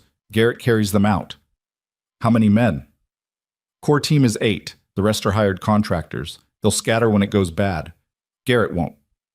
"Anything else?" Elijah looked at him. Those brown eyes, exhausted and broken and still burning with something that 6 years of captivity hadn't managed to extinguish. "Come back," Elijah said. "I will. I mean it. I didn't send my daughter into the desert to find you, just so you could die on a mountain road in the dark." Mason put his hand on Elijah's shoulder. He left it there for 3 seconds. Then he stood and walked to his bike and kicked it to life, and the engine roared and the compound shook, and 185 motorcycles fell in behind him as he rode north into the darkness. The North Road was worse than the logging road. Narrower, steeper, cut into the mountainside at angles that sent gravel sliding off the edge into blackness. The headlights carved tunnels through the dark, and the trees pressed in from both sides, and the sound of the engines bounced off the rock faces and came back distorted, multiplied, a rolling thunder that filled the canyon like something alive. Mason rode point, not because he was the bravest, because he'd walked point in Fallujah and the muscle memory was still there. The hyper-awareness, the scanning, the way his eyes tracked movement in the peripheral darkness with an efficiency that civilian life had never fully erased. 3 miles. 4. The road switched back twice, and on the second switchback, Mason's headlight caught something on the road ahead. A fallen tree. Cut, not blown down. The stump was fresh, the wood pale and raw in the light. They'd already started blocking the road. Tank and 4 brothers dismounted. They grabbed the trunk and heaved, and the tree slid to the edge and tipped into the ravine, and the sound of it crashing through branches echoed for a long time before the silence came back. They kept going. At mile 5, they found the second tree. Same setup, same fresh cut. This one was bigger, 2 feet in diameter, a ponderosa pine that had been standing for a century before someone with a chainsaw decided it was more useful on the ground. It took 12 men and 4 minutes to clear it, and Mason stood in the road with his flashlight pointed into the darkness ahead and listened for engines. He heard them, distant, moving, the growl of heavy trucks climbing the north side of the mountain, heading for the exit. "He's close," Mason said. "Move." The formation surged forward. The road leveled out as they approached the north saddle, a wide, flat section where the mountain spine dipped before rising again. Whistler had identified it on the map as the only point where the road widened enough for vehicles to pass. If Voss was going to reach the interstate, he had to come through here. Mason stopped at the center of the saddle. The road was 40 feet wide, a clearing carved from the forest decades ago by logging crews who needed room to turn their equipment. To the east, the mountain dropped away into darkness. To the west, the forest walls stood thick and impenetrable. "Here," Mason said. 185 motorcycles spread across the road, 3 deep. Handlebar to handlebar. An iron wall of chrome and leather that stretched from the east drop-off to the western tree line, sealing the road like a dam. Engines idled. Headlights blazed south, pointing down the road Voss would have to use. They waited. The night was cold. Mountain cold. The kind that gets into the joints and the sinuses and the spaces between the ribs where old injuries live. Mason's breath came out in clouds. His hands ached inside his gloves. The titanium plate in his jaw conducted the cold into his skull with a fidelity that made his teeth hurt. Around him, men sat on their bikes in the dark and said nothing. Some smoked. The orange glow of cigarettes dotted the formation like signal fires, small and steady and defiant against the immensity of the dark. Some just breathed. Some watched the road with the patience of men who had spent lifetimes waiting for things they couldn't control. 7 minutes. The truck lights appeared. 2 vehicles. Coming around the last switchback, their headlights sweeping across the trees in arcs that lit the forest like searchlights. They were moving fast. Too fast for the road. Too fast for the conditions. And the engines were high and straining in a way that said the drivers knew something was behind them, and something might be ahead. They came around the final curve and saw the wall. The lead truck braked, tires locked, gravel sprayed. The vehicle slid to a stop 60 feet from the formation, its headlights blinding against the wall of chrome. The second truck stopped behind it, and for a moment everything was still. Just light and darkness, and the idle of engines and the sound of 185 men breathing in the cold. The door of the lead truck opened. A man stepped out, not tall, not imposing. Mid-60s. Thin. Wearing a canvas jacket and work boots, and the face of someone who had spent his life convincing people he was less dangerous than he was.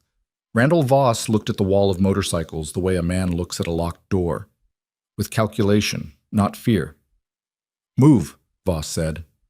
Nobody moved. "I have armed men in these trucks. There are 12 of you for every one of mine, but mine have rifles and yours have motorcycle helmets. Move aside and nobody gets hurt." Jericho stepped off his bike. He walked forward until he stood in the no-man's land between the trucks and the formation, his massive frame backlit by the headlights of 185 motorcycles. "You're done," Jericho said. "I'm leaving." "You're done, Voss. The FBI is on the mountain. Your compound is seized. Harlow is in handcuffs. We have Elijah's recordings, every card, every file, every name." Voss's face didn't change, but something behind his eyes shifted. A recalculation, a redrawing of a map that no longer matched the territory. The passenger door of the lead truck opened. A man stepped out. 6'2", bearded, neck tattoo, carrying a rifle with the casual competence of someone who'd carried one professionally. Garrett. He moved to Voss's side and raised the rifle to his shoulder, the barrel tracking across the formation with a steadiness that said he was looking for a target, not making a threat. "Put it down," Mason said. He'd stepped forward beside Jericho, his hands empty, his voice flat. "You shoot one of us, 184 men will be on you before the brass hits the ground." "I only need one shot," Garrett said. "And then what? You drive through a wall of bikes? You outrun the FBI? You disappear from a mountain that's surrounded?" "I've disappeared before." "From a mountain with federal helicopters in the air and 185 witnesses?" "No, you haven't." Garrett's eyes moved to Voss. Waiting. The rifle held steady, the barrel pointed at Jericho's chest, and the moment stretched like a wire being tightened toward its breaking point. Then, from the south, from behind the trucks, from the direction of the compound, a sound rolled through the forest that changed everything. Helicopter rotors. Not distant. Close. Getting closer. The trees shook. The air pressure changed. And over the saddle, climbing the north face of the mountain with a spotlight that turned the forest white, an FBI helicopter crested the ridge and hung in the air above the road like a mechanical judgment. The spotlight found the trucks, found Voss, found Garrett with his rifle raised and 185 men on motorcycles blocking the road. A voice boomed from the helicopter's PA system, distorted and enormous. "This is the Federal Bureau of Investigation. Drop your weapons. Get on the ground. Hands visible. Do it now." Garrett looked up. The spotlight hit his face, and he squinted, and the rifle wavered. And in that moment, that single second of hesitation, Tank moved. 280 pounds, covered 20 feet in 3 strides. Tank hit Garrett at the waist, drove him into the gravel, and the rifle discharged into the air with a crack that split the night open. The sound echoed off the canyon walls and came back and came back and came back, and by the time it faded, Garrett was face down on the road with Tank's knee between his shoulder blades and the rifle 6 feet away in the dirt. Voss didn't run. He stood beside his truck and watched his empire end with the same expression he'd worn when it began. Calculated, controlled, empty of anything that resembled a human response to human suffering. Men came out of the trucks with their hands up. One by one. 8 of them, then 4 more. Hired men? Contract workers? People who had participated in a decade of trafficking because the pay was good and the questions were few. The helicopter landed in the clearing behind the formation. FBI agents in tactical gear poured out and secured the vehicles. The men, Voss, Garrett, all of it, and the mountain that had held so many secrets for so many years was suddenly loud with radios and commands, and the mechanical efficiency of a federal operation that would take months to fully execute. Mason stood in the road and watched. Jericho stood beside him. Neither spoke. There was nothing to say that the moment wasn't already saying. The next 6 hours were chaos and procedure and the slow, grinding machinery of justice engaging its gears. Federal agents processed the compound. Medical helicopters evacuated Elijah and the 7 children to a hospital in Phoenix. Not county, not Yavapai, exactly as Elijah had demanded. Statements were taken from every Steel Saints member on the mountain, a process that required 14 agents and lasted until 3 in the morning. Harlow was transported in federal custody. His men were separated, isolated, processed one by one. The recordings from Elijah's SD cards were received by 3 separate federal field offices before midnight, and by dawn, warrants had been issued for Judge Whitfield, Darren Pace, and 11 other individuals across 3 states. The 3 remaining compounds were raided simultaneously at 6 in the morning. In a coordinated operation involving FBI, U.S. Marshals, and Homeland Security investigations, federal agents entered facilities in northern Arizona, southern Utah, and western New Mexico. 23 additional children were recovered. 41 arrests were made. The network that Randall Voss had built over a decade, the network that had operated in the silence between jurisdictions, in the gaps where county lines met federal authority, and nobody looked too closely, collapsed in a single morning. Mason didn't sleep. He rode down the mountain at 4 a.m. on a road that had been cleared by federal engineers who'd bridged the ravine with a temporary steel span. The night air was bitter, and his body ached in places he'd forgotten could ache, and the road unwound beneath his wheels like a story reaching its final page. He reached the hospital in Phoenix at 6:30. The lobby was quiet. Fluorescent light hummed overhead. A television mounted on the wall played news footage of the raids. Helicopters, compound gates, agents in body armor, the particular visual grammar of a law enforcement operation that would dominate the news cycle for weeks. Mason took the elevator to the 4th floor. A federal marshal stood outside Elijah's room. Protection, not custody, though the distinction felt thin at this hour. "He's awake," the marshal said. "The girl's with him." Mason pushed the door open. The room was small and bright and smelled like antiseptic and clean sheets, and the particular warmth of a hospital room where someone is being put back together. Elijah lay in the bed with an IV in his arm and bandages around his ribs and the gray pallor of a man whose body was running on reserves it didn't have, but his eyes were open. And Autumn was asleep in a chair beside the bed, curled into a ball with the leather jacket draped over her like a blanket. Elijah looked at Mason. "You look terrible," Elijah said. "You've been chained to a pipe for 6 months. I think I win." "Fair enough." Mason sat down. The chair was hard plastic, the kind that hospitals buy because comfort is not the priority. He sat there with his elbows on his knees and his hands hanging between them, and the silence between the two men was the kind of silence that doesn't need filling. The silence of people who have been through something that doesn't fit into language and have agreed, without saying so, to let it exist without trying to name it. "They got Voss," Mason said. "I heard. Whitfield, Pace, the whole network. I heard that too. Nurse had the news on. 3 more compounds, 23 more kids." Elijah closed his eyes. His throat moved. When he opened them, they were wet, but his voice was steady. "I kept count," he said, "in my head. Every kid who came through, every truck, every date. I couldn't write it all down because they searched my space, but I kept it here." He tapped his temple with a finger that trembled. 94, over 6 years, 94 children that I saw." Mason's jaw tightened. The titanium plate hummed with the pressure. "You stayed," Mason said. "You could have run, early on before they watched you so closely. You could have gotten out." "And told who? Harlow was the sheriff. Whitfield was the judge. I tried once, 2nd year. Got a letter out with a supply driver I thought I could trust. He gave it straight to Voss.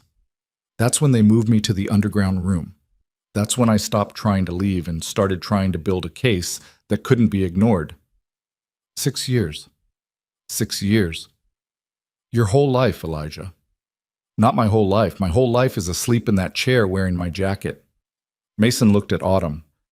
The girl slept with the stillness of someone who had finally, after years of sleeping with one eye open, found a place where closing both was safe.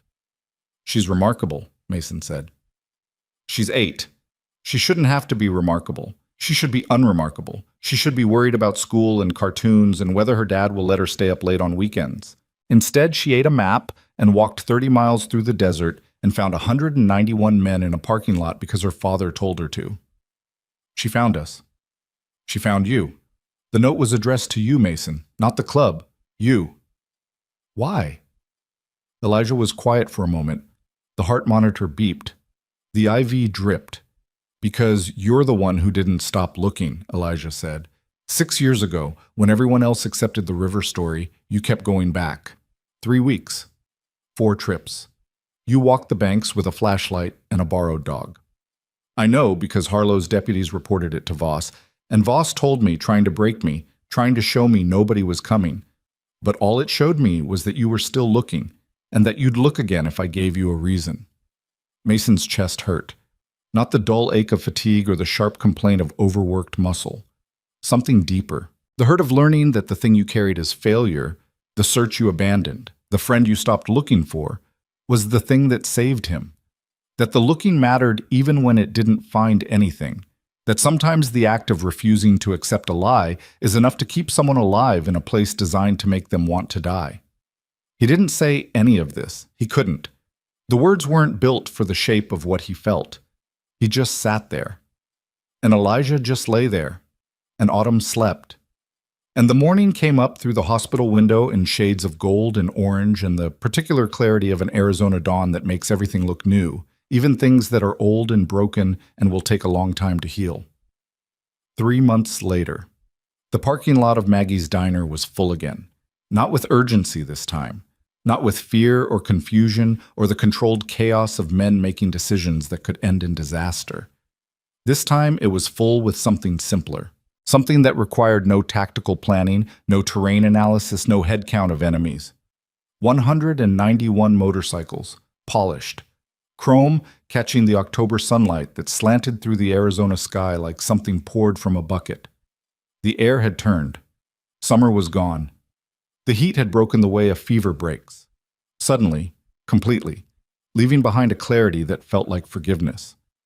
Mason leaned against his bike and drank coffee from a paper cup. His body still ached. It probably always would.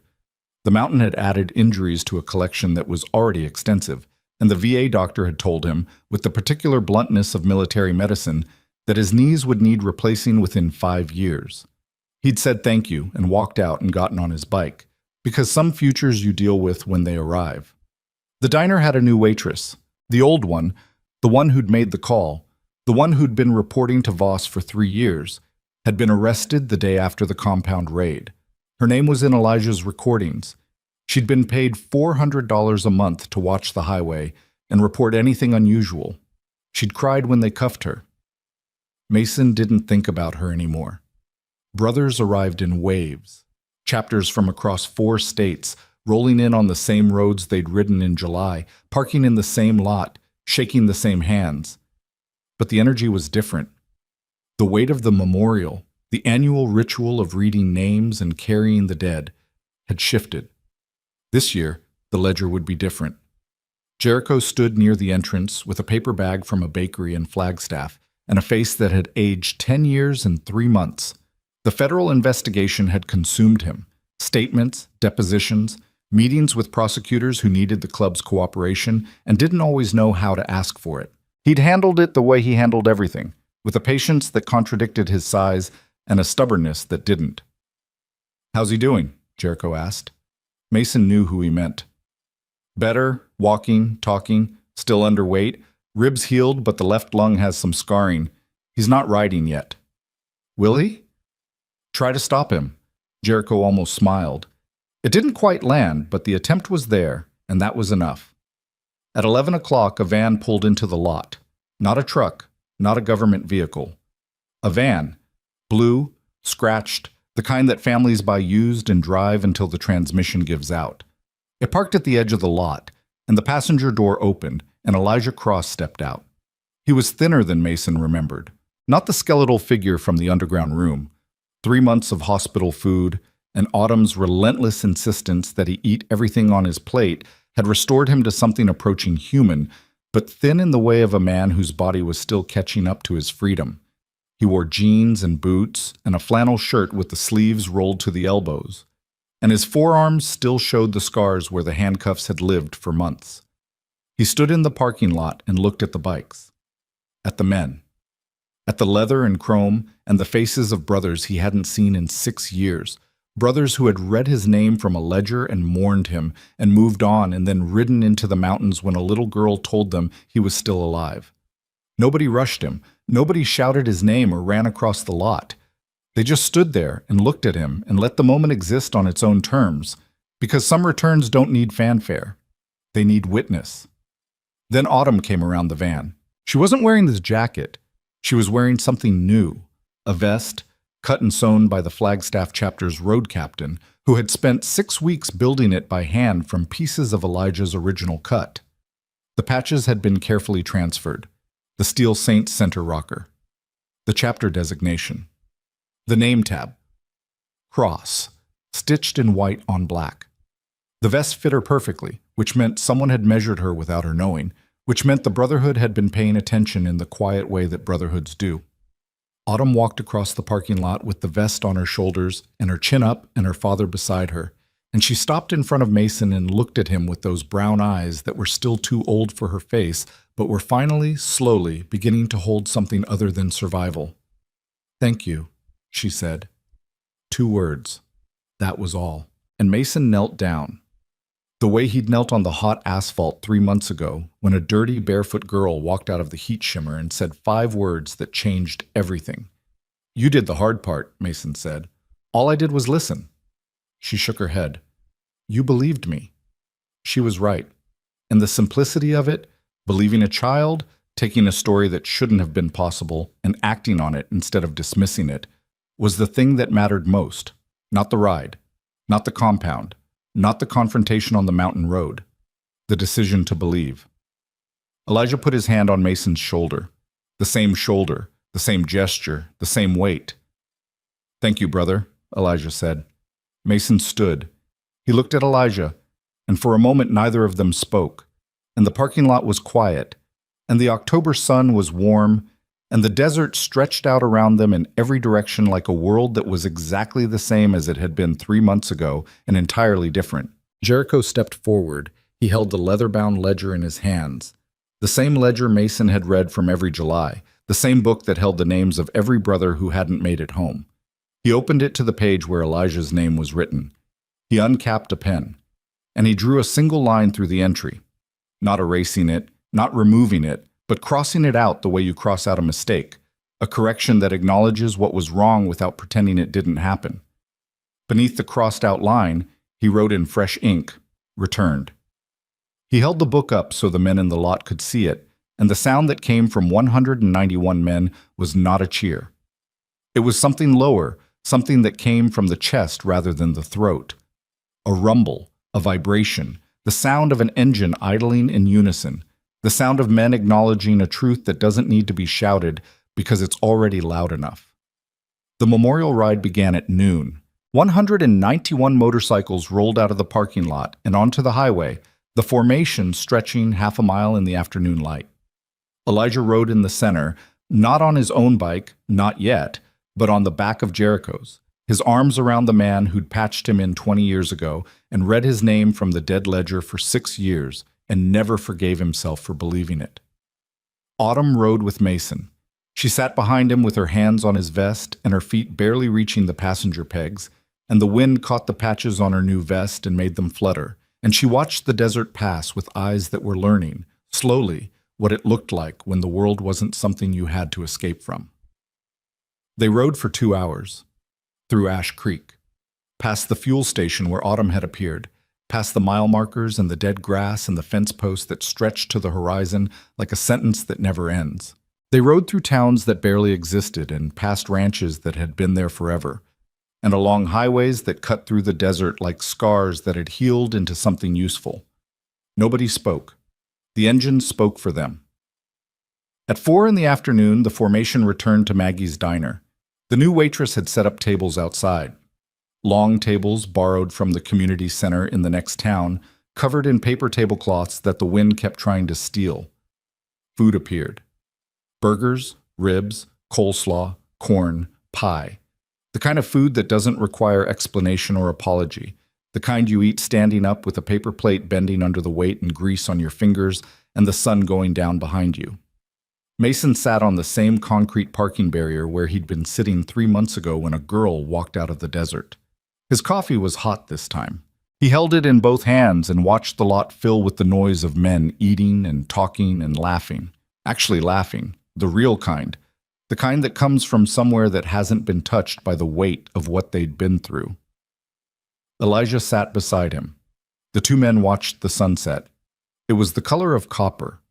The color of a password spoken through a cooler door. The color of a word that meant safety in a world that hadn't provided much of it. What happens now?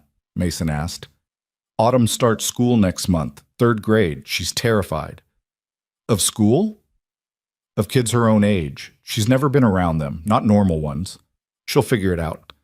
I know, she figures everything out. That's what scares me. What about you? Elijah looked at his hands.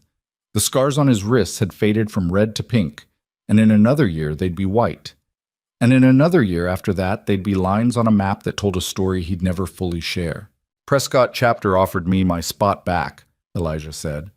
You going to take it? Thinking about it. I need to get a bike first, and an apartment, and a bank account, and a life. He paused. Turns out being dead for 6 years does a number on your credit score. Mason laughed.